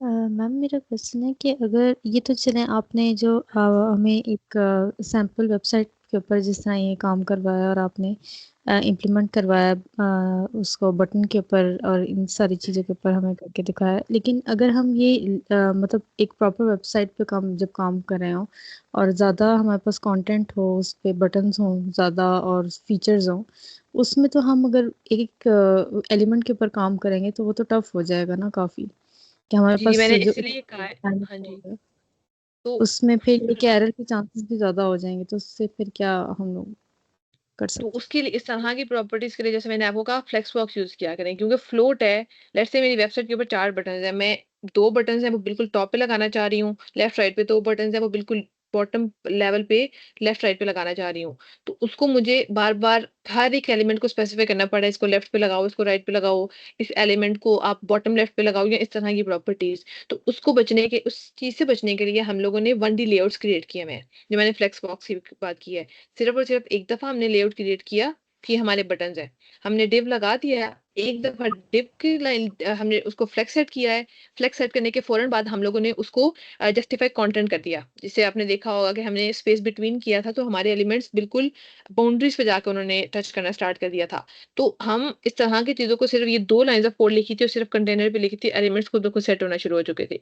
तो इस तरह से क्या होता है कि हम फ्लोट के जो मसले हैं ना, उनको डील करने के लिए हम जा रहे होते हैं फ्लेक्सबॉक्स की तरफ। वो सिर्फ़ आप 1-2 लाइन्स ऑफ कोड डालते हैं, जैसे जस्टिफाई कंटेंट है। मेजर प्रॉपर्टी आप कह लें कि फ्लेक्सबॉक्स में यही यूज़ हो रही होती है।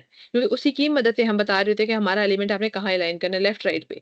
उसमें आपने देखा होगा सिर्फ़ मैंने कंटेनर पे लिखा था कि कंटेनर के अंदर जाओ और मेरे एलिमेंट्स को ऐसे प्लेस कर दो।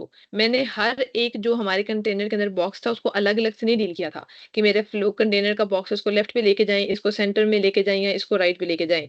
तो वो उस चीज़ को हेल्प करने के लिए फ्लेक्स बॉक्स को यूज़ किया करते हैं जो हमारे मसले आते हैं इस तरह के।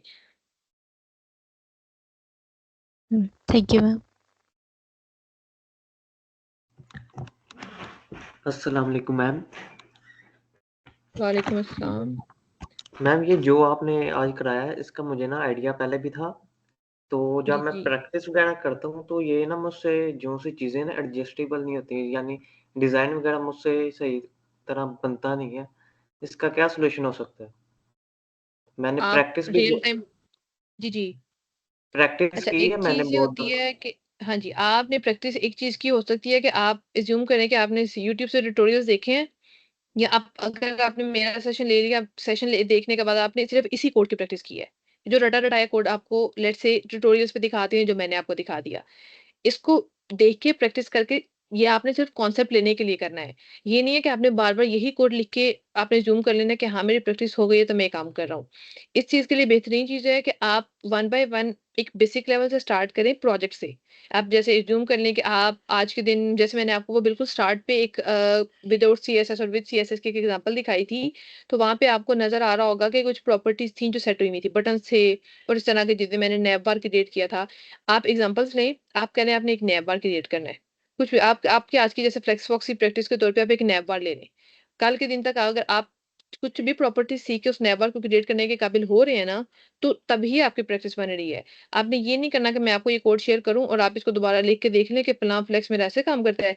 कॉन्सेप्ट को असली चीज़ में आप रियल टाइम वेबसाइट्स देखें, जैसे मैंने आपको कोड विद हैरी की वेबसाइट दिखाई। आप अज़्यूम करें कि मैंने आपको टास्क दिया कि आपने वो पहले वाला जो नैप बार है वो क्रिएट करके लेके आना है। आप वन बाय वन उनकी रियल टाइम एप्लीकेशंस देखें कि वो कहाँ-कहाँ अप्लाई हो सकता है, कहाँ-कहाँ हो रहा है और उस चीज़ को खुद क्रिएट करने की कोशिश करें। आपके पास ऑनलाइन रिसोर्सेज़ है, आप उनको यूज़ करें, आप एआई को यूज़ करें। आप 100% ये नहीं है कि सारी की सारी वेबसाइट एआई से हमने क्रिएट करवानी है। आप जैसे अज़्यूम करें कि आपने आज फ्लेक्सबॉक्स सीखा है, आप एआई पे जाकर सर्च करें कि ठीक है, फ्लेक्सबॉक्स की प्रैक्टिसेज़ क्या हैं, रियल टाइम में वो कहाँ-कहाँ यूज़ हो रहा होता है। उसको आप एज़ अ चैलेंज अपने लिए रखें और उसके बाद आप उन प्रॉपर्टीज़ को जब खुद से वो वेबसाइट क्रिएट कर रहे होंगे, तो वो चीज़ें आपकी बिल्कुल ठीक हो जाएँगी। एक तरीका ये है, दूसरा ये है कि आप प्रोजेक्ट्स को क्रिएट करने के लिए यूट्यूब पे हज़ारों प्रोजेक्ट्स पड़े हुए हैं। आप उनको देखें कि एक प्रोजेक्ट जैसे 2.5 घंटे का है, आप उस प्रोजेक्ट को स्टार्ट कर लें। उस प्रोजेक्ट में वो आपको सबसे पहले कह रहे होंगे कि ठीक है, आज हम नैपबार क्रिएट करें। पहले खुद क्रिएट करने की कोशिश करें, नहीं करे तो आप उस डेवलपर की प्रैक्टिस को देखें कि वो किन प्रैक्टिसेस को यूज़ करके तो वो जो नैपबार है वो क्रिएट कर रहे हैं। तो बाज़ औक़ात क्या होता है कि जब हम बिल्कुल स्टार्ट से चीज़ें देखते हैं, हमें नहीं समझ आ रही होती कि हमने इनको कैसे अप्लाई करना है। तो जो गाइडेड प्रोजेक्ट्स होते हैं ना, जैसे मैंने यूट्यूब की बात की है, आप उनको देख रहे होते हैं ना, तो वो चीज़ें आपको क्लियर होना शुरू हो जाती हैं। जैसे फ्लेक्सबॉक्स की मेरी बड़ी प्रैक्टिसेज़ हैं जो मैंने यूट्यूब के ट्यूटोरियल्स और उनके प्रोजेक्ट्स को देख के सेट की हुई हैं, कि अब उनकी वज़ह से काफ़ी चीज़ें जो ज़हन में बैठी हुई हैं, कुछ प्रैक्टिसेज़ ऐसी हैं कि मैं प्रोजेक्ट क्रिएट कर रही होती हूँ, तो उसी डेवलपर की वो प्रैक्टिस मैं भी फ़ॉलो कर रही होती हूँ। तो ये है कि आप दूसरे बंदे को वो प्रोजेक्ट बनाते हुए देखें, ये देखें कि वो कैसे काम कर रहे हैं और उसके बाद उसी चीज़ को अपने तरीके से डेवलप करने की कोशिश करें।